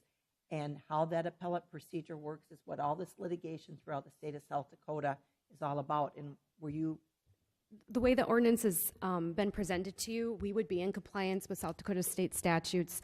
Basically, there was some concerns brought by people that there would be, as our ordinance read before, it was planning and zoning, then an appeal to the Board of Adjustment, then final appeal could go to the circuit. What we have proposed is that the Board of Adjustment sits. So instead of having our planning and zoning sit for 2 hearings, which ultimately we found in most cases isn't going to change the decision anyway, the process would be sped up, and the appeal would go from the Board of Adjustment's decision to the circuit court right away. There wouldn't be an intermediary.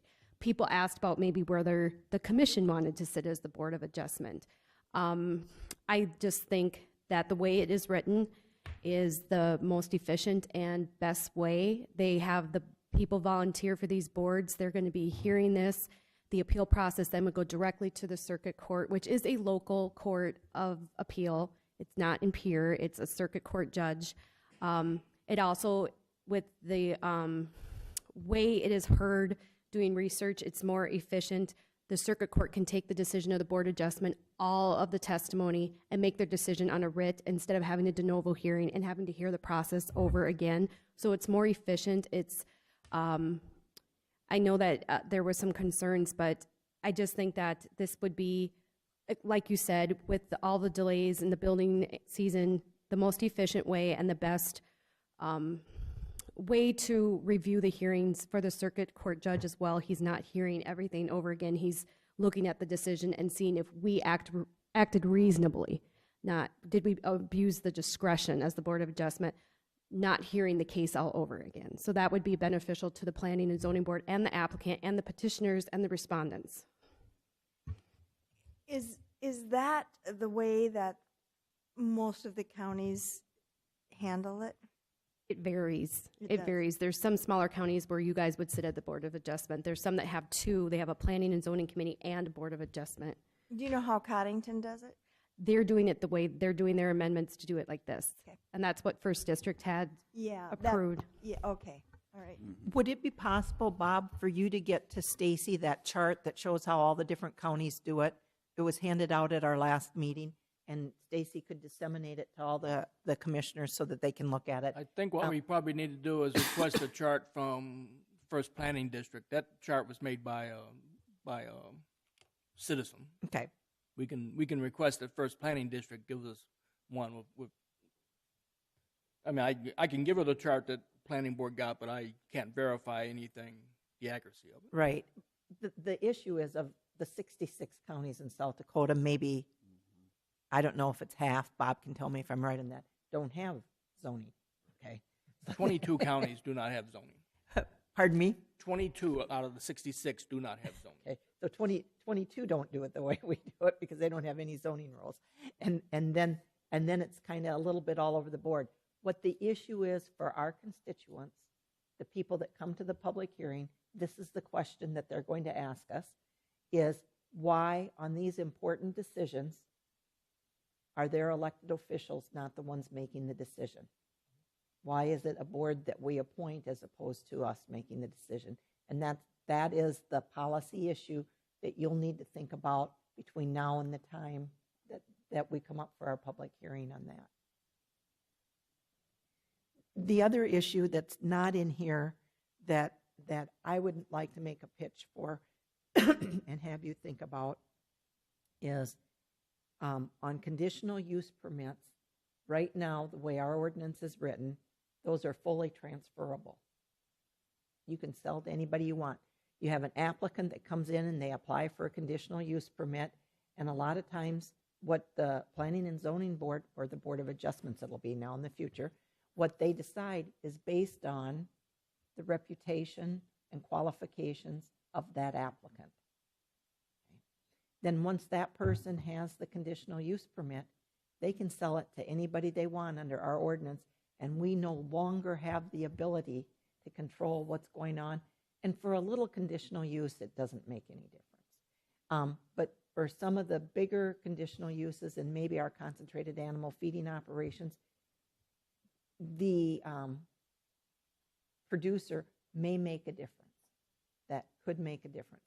And I just think we should have a little bit more control over that. We, as actually the county through the Board of Adjustments, I would like us to consider putting on a conditional use permit on the application itself. The question that would be checked by the Planning and Zoning Board, they'd make a decision that night. Is this conditional use transferable without coming back before the commission, or does it, if they're going to sell it, do they have to come back? For example, if you buy a liquor license and you want to sell your liquor license, you have to come back in and get the new applicant approved. I don't think if you're doing, a conditional use for some little thing on your property, those I think the commission would, or the Board of Adjustments would just say this is transferable and they're done with that. But on those bigger issues, if you're going to sell a gravel pit in Brookings County, it might be nice for the new applicant to come back, or for the new owner to come back to the Planning and Zoning, get any problems that's been addressed related to that operation. In the past years, maybe there haven't been any, but sometimes there have been some. All of that could be dealt with at that time if we don't just automatically transfer. Mr. Chair, but playing the devil's advocate here, Yep. what kind of lawsuit would we be setting ourselves up for if, because of that, a sale didn't go through because the person buying didn't want to come back in front of the board? I mean, he would be at his business, that he's buying would be at the mercy of that board. And, if I were buying a gravel pit, I guess I would be a little bit leery of having to do that. So what would we be setting ourselves up for if we ruined a sale? Well, we see those things routinely already in real estate sales. Okay, so somebody will enter into a purchase agreement, and they'll say, "I'm buying this property, subject to getting a variance, subject to being able to have this or that happen on the property," and you would just make that subject to that in your purchase agreement. And then they'd come in, they'd have their hearing, they'd see whether or not they got that conditional use permit. then they'd move forward with their closing. It wouldn't be any different than what you already have on a number of different kinds of things. That's not an uncommon thing.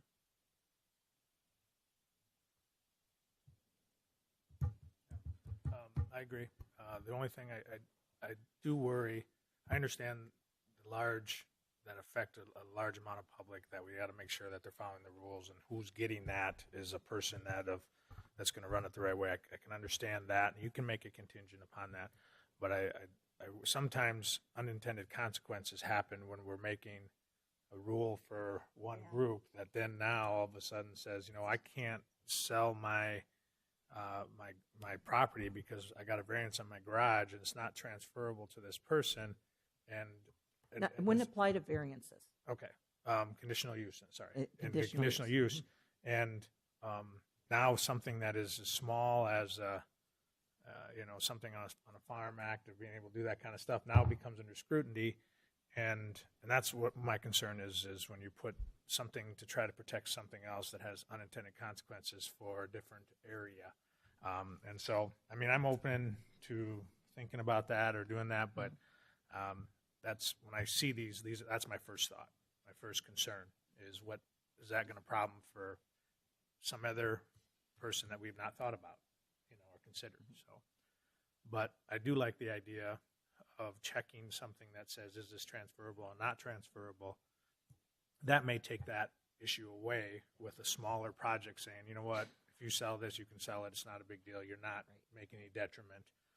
But this has some, large potential to the public. So I kind of like that idea. I could probably live with something like that. That would maybe get rid of some of those unintended consequences that could happen when you blanket something. So. And that's as long as a prospective buyer can look to get the certifications.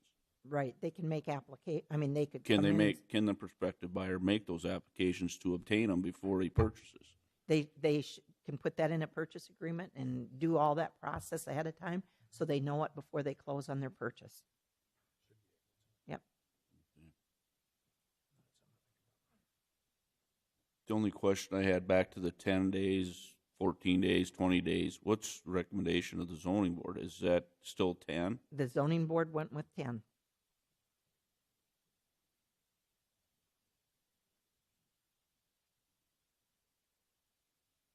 Was not unanimous. Actually, That's what I was. Actually, the vote on that, more people voted in favor of changing it than voted against changing it. But it requires a supermajority, and there wasn't a supermajority for that vote. If that made sense. Did I say those numbers right, Bob? That's correct. Okay, so the majority was in favor of changing it to 14, but you have to have 6, and we didn't have 6. But the recommendation coming to this board is that it stays 10 days. Yes, because So the 14 days is 14 calendar days, correct? So with 14 days, we're going to take at least 2 weekends, involved in that, obviously. And this is 10 calendar days also, right? Or 10? well, always when you say calendar days, and this was the conversation that we had, is how you count days. So if in the legal world, how you count days is you don't count, if I do my notice today, you don't count today, okay? And if my 10-day period ends on a Sunday, it automatically goes to Monday, okay? That would be my notice period, because you don't have a notice period that ends on a holiday or a weekend day. So it goes to the next day, business day. All right. So do we, this is for discussion here, do we make changes here? Do we make recommendation changes that because if we're going to go to the public with this, and we already know we want changes, what's the process? I think we do it at the public hearing. You will have the first reading at the next meeting on October 17th. no discussion, And there will yeah. be no discussion at that time. And then the next second reading is where, if there's changes that we would like to do after hearing from the public, we can make those changes. Yes. Gotcha. That's why, And I think that pretty well covered, maybe Bob or Terry remembers something else that was coming from the public. We've had lots of people that have been I was coming going in to for, ask you, that have come to Oh, yeah. talk about it. at Awesome. each one of the 3 public hearings we've had on this ordinance. Good, good. But I Kinda like think the those are the jail. 3 main issues that they've got. There are some other littler things, I'm sure we'll hear about them, but those are the 3 big ones. And during your public hearing, I would recommend you have a sign-in sheet so that the recorder can actually get the proper spelling of the name, similar to what they do in the state capitol when you speak before the. You have a lot of speakers here on the November 7th, I believe it is, public hearing. Okay.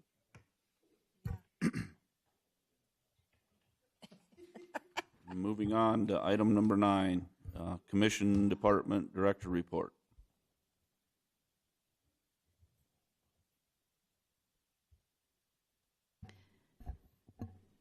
A few things to go over. The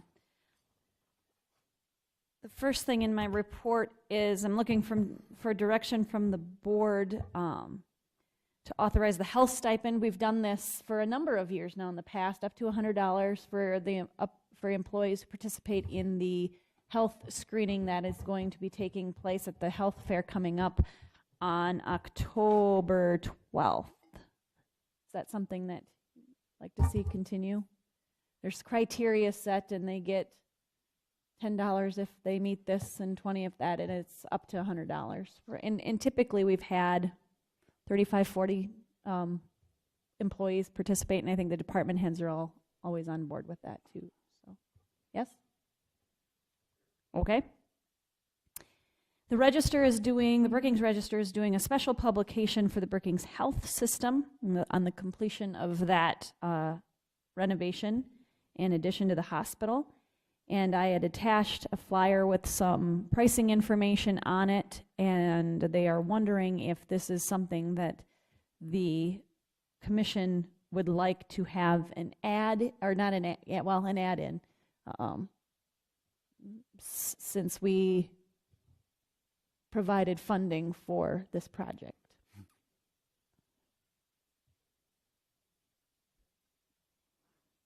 This is not something I think, this is probably a one-time Excuse me, sorry about that. publishing. Publishing, and are we okay in our budget of publishing, or are we over weren't we over last year on publishing? Because I was thinking we went over last year, I guess. I need But to update my Encode. I can try to take a look. I've got an outdated version of What are we gonna Encode on publish? here. What are we gonna publish? I'll see where we're at. No, but I mean in this. Publishing.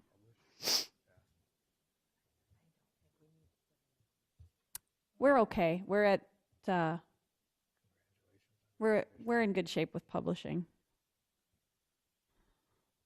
I guess I wouldn't mind putting in there, congratulatory type of thing on your addition. It's a huge addition for our county and our services and everything like that. I wouldn't mind putting in something, whether I'm not want to put a full page or a half page No. or anything, but I just don't think it'd be No, bad to say congratulations on your new addition.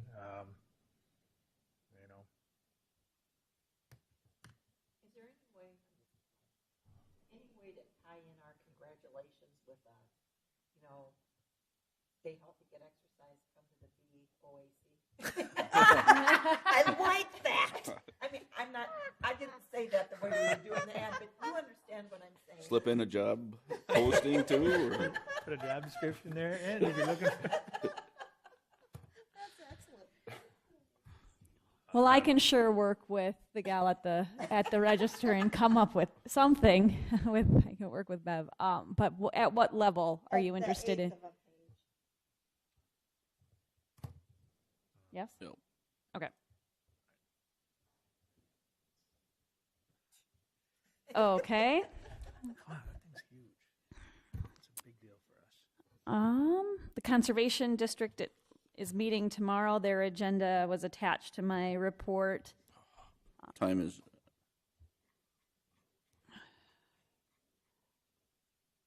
8:15 a.m. at their office on 6th Street.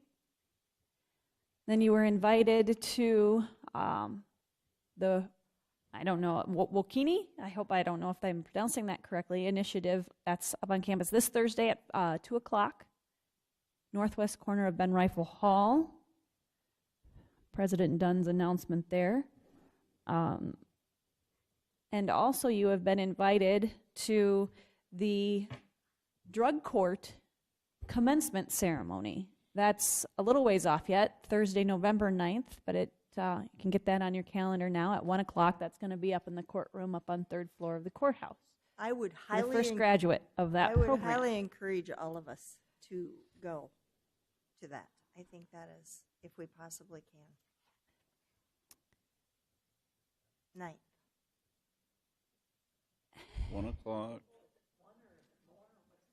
It's just one that's completed and it is a very, very big accomplishment. And I had a note in my notes after our meeting out at the OAC yesterday to discuss an inventory walkthrough. I know Commissioner Bartley and Commissioner Jensen did that the first time. Commissioner Bartley's not here, but I don't know if you want to discuss it now or one of you could bring it up as part of your report too, but I had it in my notes to not forget to discuss that. We feel that it would be prudent for that inventory to be gone through again because things have changed a little bit. And so Ryan and I are pretty well loaded down right now. And so we would, and you guys did offer to help. And so we would very much like it, if somebody could do that again. And my recommendation was that you and Mike go do it again because you did it the first time. And there's some stuff that's not there anymore. And so we just would like another inventory done. But we do not have time. We're loaded. Mm-hmm. So, well, yeah. We just got to make sure we know what we have. And last time they did the inventory, it took them all day.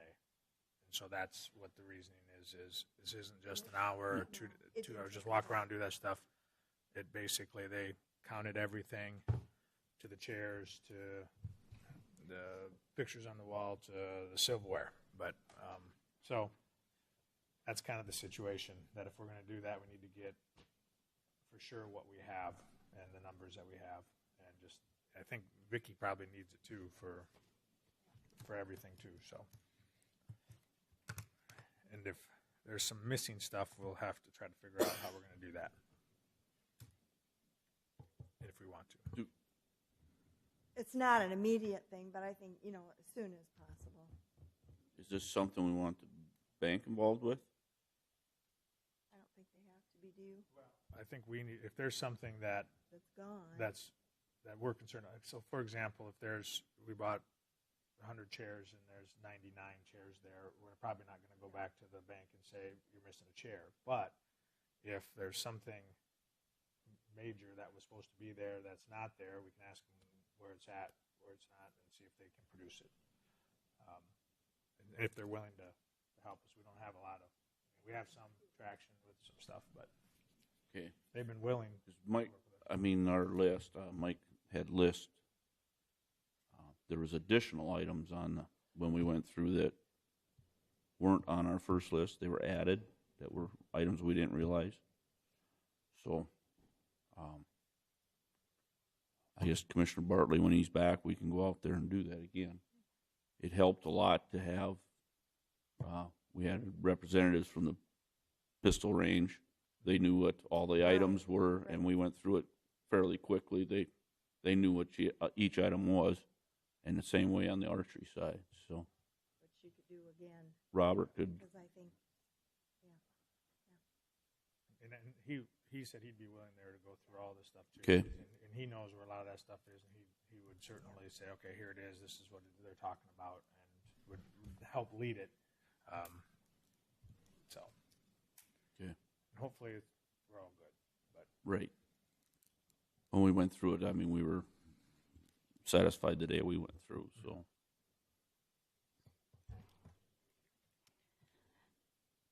And then the last thing I have is just the upcoming dates. We have the Banner Associates Client Appreciation Event, tailgating and football game this Saturday. County offices will be closed on Monday due to the Native American Day holiday. Again, the County Health Fair and Flu Shot Clinic is next Thursday the 12th. If you haven't signed up yet, you can sure get a hold of Michelle and get signed up for your flu shot if you would like to do that day. We have the Hobo Day festivities on the 14th, and again, I've told you that I do have you signed up for the parade, and I haven't gotten any information yet, but the gal who's in charge of organizing the dignitaries will be reaching out to me, and I see you all handing me cash. I love it. We should do this every Tuesday. The Drainage Board, as stated, we'll meet at 1 o'clock now on the 17th.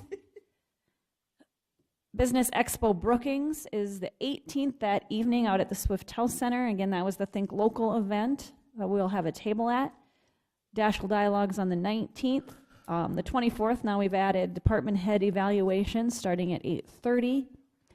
And then the drug commencement on November 9th. And that's all I have. Okay. Deputy State's Attorney's report. Our office has been busy. It's the up time, as I've mentioned earlier. Also doesn't seem to be slowing down on the felony side anytime soon as well. Also worked on some ordinances, other civil projects, and appreciate you guys doing the action items so we can get some help sooner rather than later. So thank you. Okay.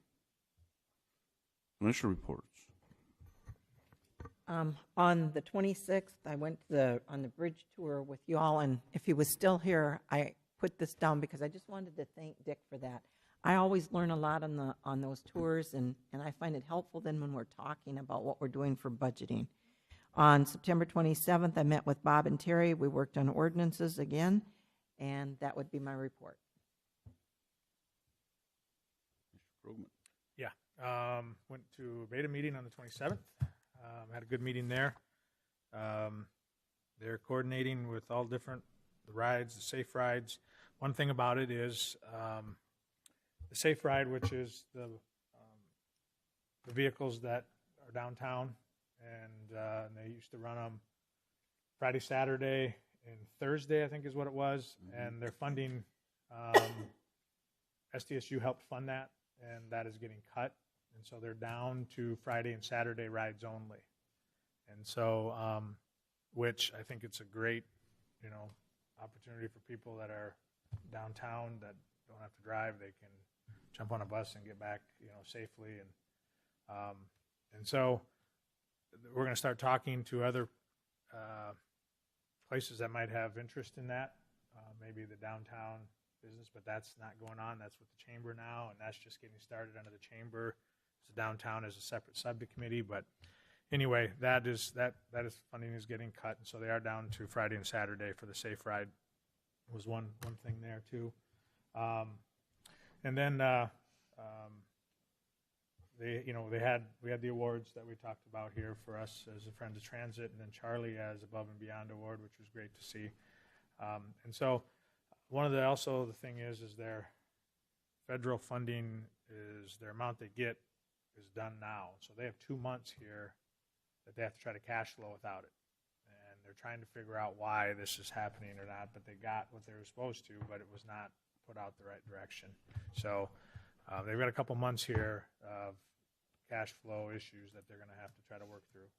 They think they can get it done, but as you know, they're not sitting there with a 40% savings budget or something like that. So cash flow might be an issue for them there, but they think they'll be able to make it work. But so anyway, that's always going strong, and they're doing a really good job of providing services and doing all that stuff. So, and then I wasn't able to make the Brookings Health meeting on the 28th. I had to cancel early because of work commitments, and then yesterday We spent a few hours out at the OAC for a transition meeting again with Stacy and Robert and Stephanie, and Marty was there also. And so working forward and trying to, it's a little bit, I'd love to be able to make decisions and just move forward, but it's taking some time. So we're going to keep working on there, and I hope all of our members out there understand we're working on a weekly basis and a daily basis to try to move forward and get that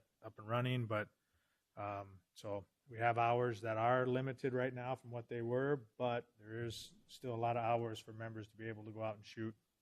And we'll be sending out a letter here soon, updating those hours, and then also just an update of where we're at in the transition of moving everything forward. So anyway, I'm sure we'll be meeting soon again.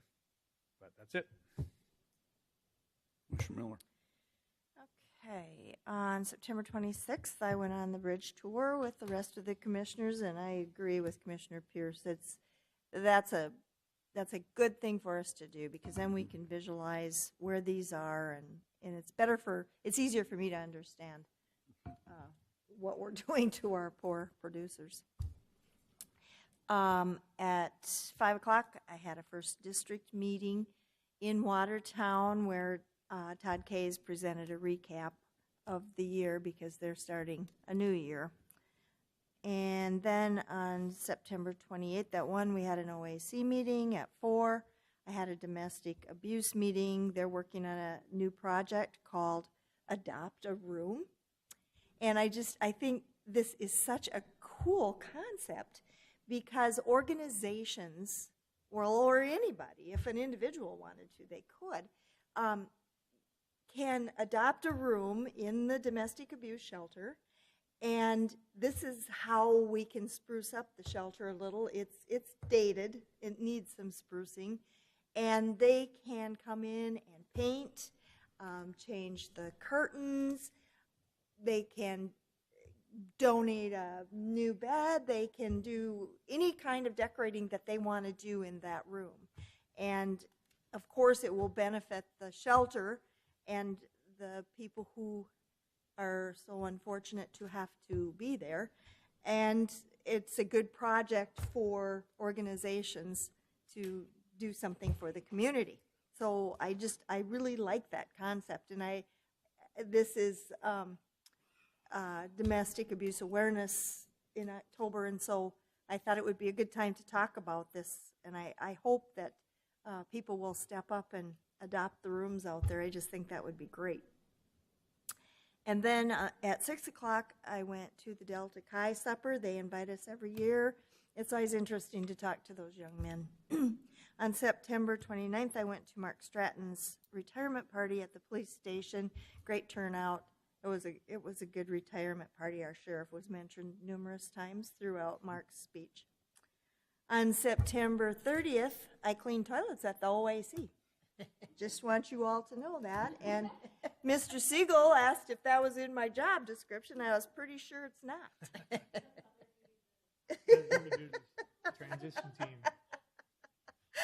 And Robert had a lot of questions. It's interesting being out there on the weekend, because it is busy out there. And so that was good to see. I also had to get a key for our new employee at that time, so I was working on that while I was cleaning bathrooms. On October 2nd, I received a phone call from Blaine Huff regarding obtaining a culvert. And what the deal is a young man, I believe he said he was a Boy Scout, is revitalizing an old cemetery, and they would like to be able to put a culvert in the driveway, because right now it's a pretty dipped, grassy driveway. And so he wondered if we had used culverts, and I said, no, we don't have used culverts. So then he said, well, I asked who would put it in, and there was an individual who was willing to put it in, and he said, what we're wondering is if you could give us a little better deal on a culvert. And I said, well, I would bring it up to the commission and call him with what we decided. And I apologize for walking out when you were talking about the ordinance, but I wanted to catch Dick before he left to talk to him about this. And we're talking $200 to $300, and I think that for something like this, we could donate a culvert. But I wanted to get the consensus of the board. Where's the cemetery? I don't know, he didn't say. It's east of Volga, that's all I know. Do you know where it is? Been just one. There's a couple. There's one That's all he told me, was that it was east of Volga. But east and north. he just said east. But it's So, you said somebody's gonna put it in? Yeah. Okay. It's in our right of way, I'm guessing? No, I'm guessing No, it's on Township Township Road. Road. Township Road? Mhm. Interesting. and this cemetery has been abandoned, or is this I think so. active?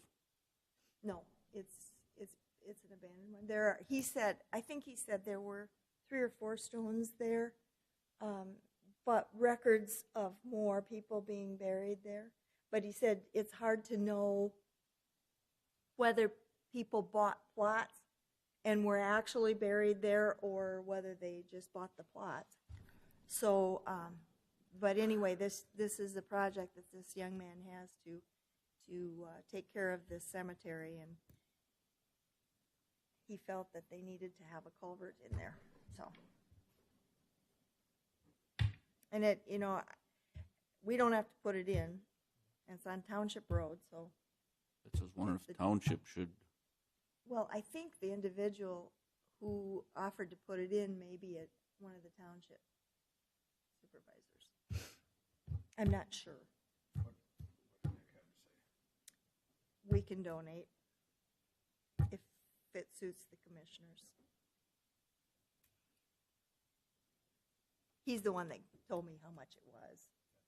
Is, I guess, after the initial working on the cemetery, is going to keep maintaining this, or is it going to It be? sounded like that was the plan.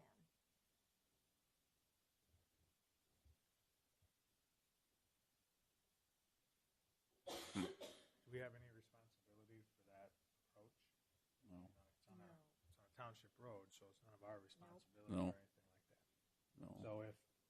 So for example, being a little bit of a devil's advocate here, they put it in, it's not put in the right way, something happens, washes out, something like that, we're not involved in this at all, besides giving them donating the culvert. Would be nice if township would weigh in on this. Well, yeah, and I can certainly have him go back to the township, but, I can tell him, well, what do you want me to tell him? It'd be a little different, like what I'm saying. It'd be a little different deal if it was along our county road. We had kind of control of it, but I guess I agree with Larry there. I think we should hear from the township if that's something they're okay on their right of way, before we start helping them buy stuff that they're like, why didn't you talk to us about it? It's our right of way. Why didn't and see what they're willing to do. And if a township person wants to come and the young man wants to come and say, this is what I'm doing, and we're okay with it, and I need your help on this, it might be okay, but just to turn around Well, I and say, think this young man probably can't come in, because this is during school hours that we meet. Yeah, it'd be nice if you just wrote a letter and kind of, so we knew where it was at. Maybe the town weigh in the township if they had any concerns with it. It'd be nice to know where it's at. Right. I live near a cemetery that this was done previous years, and they did not continue with any maintenance. It was done one time, and nothing was done afterwards. I mean, it's back to the original condition. So that's the reason I asked if they were going to continue with the maintenance. And who owns the cemetery? Be nice to know that. Is it a church that owns the cemetery? No, or I'm a sure it's on family, private or- land.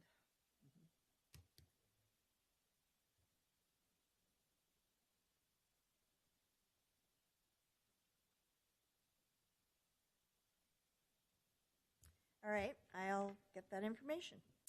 Also, Attorney Eric Rasmussen called me yesterday concerning Mark Norgard's property at Lake Ponset, and he owns, and I think he spoke to you, he said he was going to talk to all the commissioners. And it's, Mr. Norgard owns cabins by the resort there, and he would like, what he's proposing is that he can sell the cabins to individuals, and then they would have an association fee, something like what is at Meadow Green and the Landing and those types of situations. And Mr. Rasmussen feels like that things would be better taken care of. It would look better because the association would be taking care of it. And I think this isn't anything that we have to take any action on or make any decisions at this time. He just wants us to be aware that this is in the works and to be thinking about this. I had another call, but we dealt with that through OAC, so I think that's all I have. Okay. Did the bridge tour with Rescue Commission. Like to thank Beta for providing the bus for our tour also. Like I said, it's, I know where all the roads and bridges are, but as other commissioners, I mean, it's great when you can get out there and see exactly where they're at and, what they service. So, on the 28th, I attended the joint powers out at Swiftel for Leanne. They continue to have more and more events. There's a couple coming to town. I can't let that information out, but hopefully they've had a few cancel, but they're filling in dates as we go. They also, with acquiring the resource center, they're excited. I think they're going to do some minor repairs in there and some updates, carpet and such, but they like the layout of the office, and they're excited to move in there. They're basically, their main cost will be running all their computers and all the wiring and stuff is their major concern. So then I went to the Delta Chi supper. Stephanie was there. On the 29th, I went up to the Ag Heritage Museum, went to the South Dakota Sheep Growers meeting up there. The place was packed. It was interesting, the reasoning of having it there in the museum. They had one area, it was just specifically for sheep. It was the history, and it was very, very informative. And we were served about six different types of lamb that was smoked, barbecued, lamb meatballs. It was great. It was great. Then they had a benefit auction there, and raised about a little over $3,000, and they matching funds, so it was a little over $6,000 to be used for scholarships. So it was fun. I'm glad I went. I encourage you to go. I did it once. That's enough. No, it was very good. So, and that's all I have. I have one question too. As I was reading through my report and I got to the holiday on Monday, how would you like to handle the holiday out at the OAC?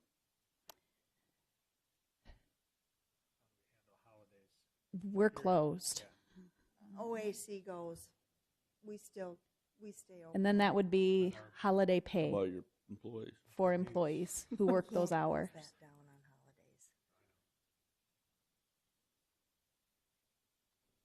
Well, does our exempt employee, Yeah. does it make a difference? Yes. Okay, well, what's it? I mean, we have in Marty's office, the highway department, they all work holidays too. No, I understand. So does it make a difference, though, on an exempt employee or a part-time employee of, because one's a benefit and a non-benefit. And one of the benefits is paid holidays, correct? Yep. Okay, so if we make an exempt person work, how does that work? Or if we have part-time working, how does that work? Marty, Do you know if do the correctional officers get holiday worked when they work a holiday, part-time correctional officers?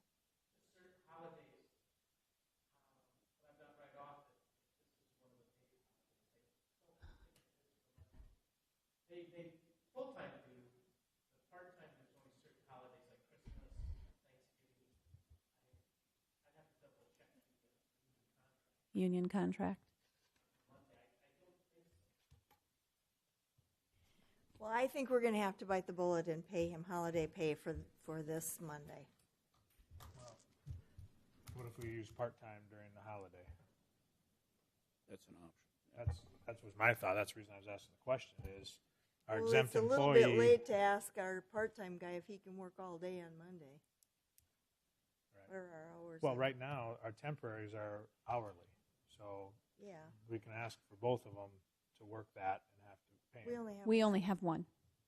Blake. Well, we have Robert and then the temporary part-time position. Both are temporary employees. Robert and Blake are both temporary employees. right. Right, and they're both being But paid by Robert's the hour. full-time. Right. But they're both being paid by the hour, my understanding, right? Yes. Okay, so I guess if we have to pay him for that day, we pay him for that day. I don't know if we have to do holiday pay or not. If it qualifies, I guess, I'm not exactly sure. But when we move forward and we have an employee that's going to be run that's going to be an exempt employee, they get that day off, and I would say we fill that with part-time people to take those days up, just like if there was a vacation day from that exempt employee. So I guess on Monday, these employees are hourly employees right now. None of them are exempt. We can ask them to work. We'll have to look into what the compensation rate is. Okay. I'll research that. But I don't think we can close it down on holidays. It's going to be a Busy day. Yeah, exactly. I have one more thing that I forgot about. While I was there, on what day was that? I don't know. One day out at the OAC, we talked about dividers for the archery range. And Robert had done a little bit of research, and he found that, and he talked to them in Yankton, which is apparently a premier archery center, and they have built plywood dividers on wheels. And so he got pictures and showed to my husband, who's he's really good at thinking up ways to do things, and he could build those for us, and it would help us utilize our archery range better. And he also has come up with an idea as to how to hang the curtain that we do have. So we could divide our archery range into 3 sections. So he and I, my husband and I, are going to make a trip down to Yankton to look at those, because he wants to see exactly how wide he has to make the support deals so that it's sturdy and will not tip over. And so I think on Friday we're going to go down there and take a look. So I am wondering if it's okay with you guys if he built that. What I think they're made out of both. It's 2 pieces of plywood put together. It can be shot into, as opposed to the curtain that you have to shoot parallel with that. Not with arrows, but with the air pistols and stuff could shoot into that. So I'm wondering if it's okay if we go down and look at that if he builds it. I just have a question. That part's fine with me, but I have a question. If an arrow hits that with the double layer of plywood, will that stop the arrow? Or Well, I think a double layer would, but we could also put rubber on it. But that's why we want to go look, and Yeah. I want to talk to. That's the only question I've got. Yeah. Is we just need to be sure it would stop. Right. Yes. These will be running lengthwise. But you never know. Yes. Yes. Yeah, so it'll be. You'd be shooting parallel with them, probably the archery. But you never But know. exactly. And so you know, those are the kinds of questions that I want to. And one question we receive is how high they are. Mhm. Talk to them to feel if they feel the level of safety is adequate for a certain height. I think those are about 10 feet tall, but that's another thing that we will find out. Because I think that's what we talked earlier. It'd be nice if they can move side to side so you could partition off 2 lanes, you know, for They can public. move And you anywhere, could, they'll be on wheels. right, you can utilize the whole facility. I think it's a great idea. And I think, you know, we need to get our archery range committee going, started. We got to have that meeting to get that going. I think that group would also, you know, weigh heavily into helping with that or have some good input of stuff Yeah, too. I think we'll almost have to build them on site, so it'll probably be in that storage room, because they won't be easy to move. I mean, you can move them within the facility, but it wouldn't be easy to move them. It'd be nice if they could be behind the curtain for storage Yeah. that's in the back of the range. Yes, yeah, Because the arrows do go through that curtain. yeah, they do.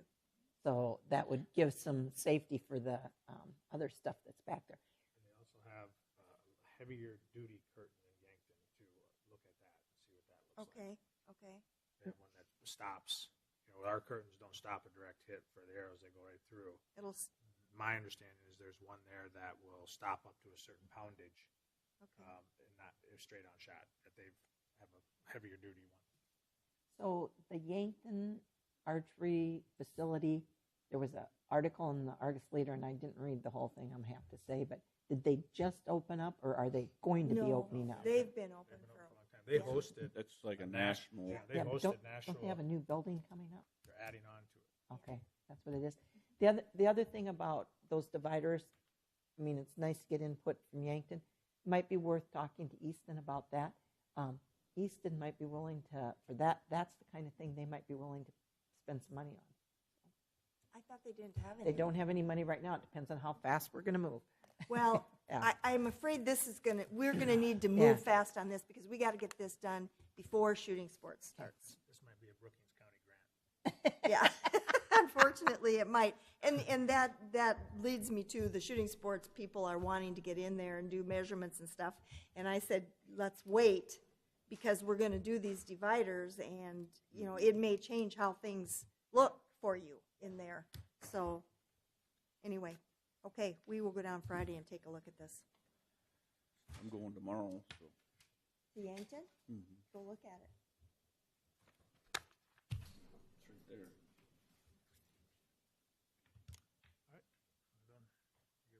Okay, look for a motion to adjourn. So moved. You get a motion second, all those in favor? Aye. Aye. Opposed, same sign, motion carried.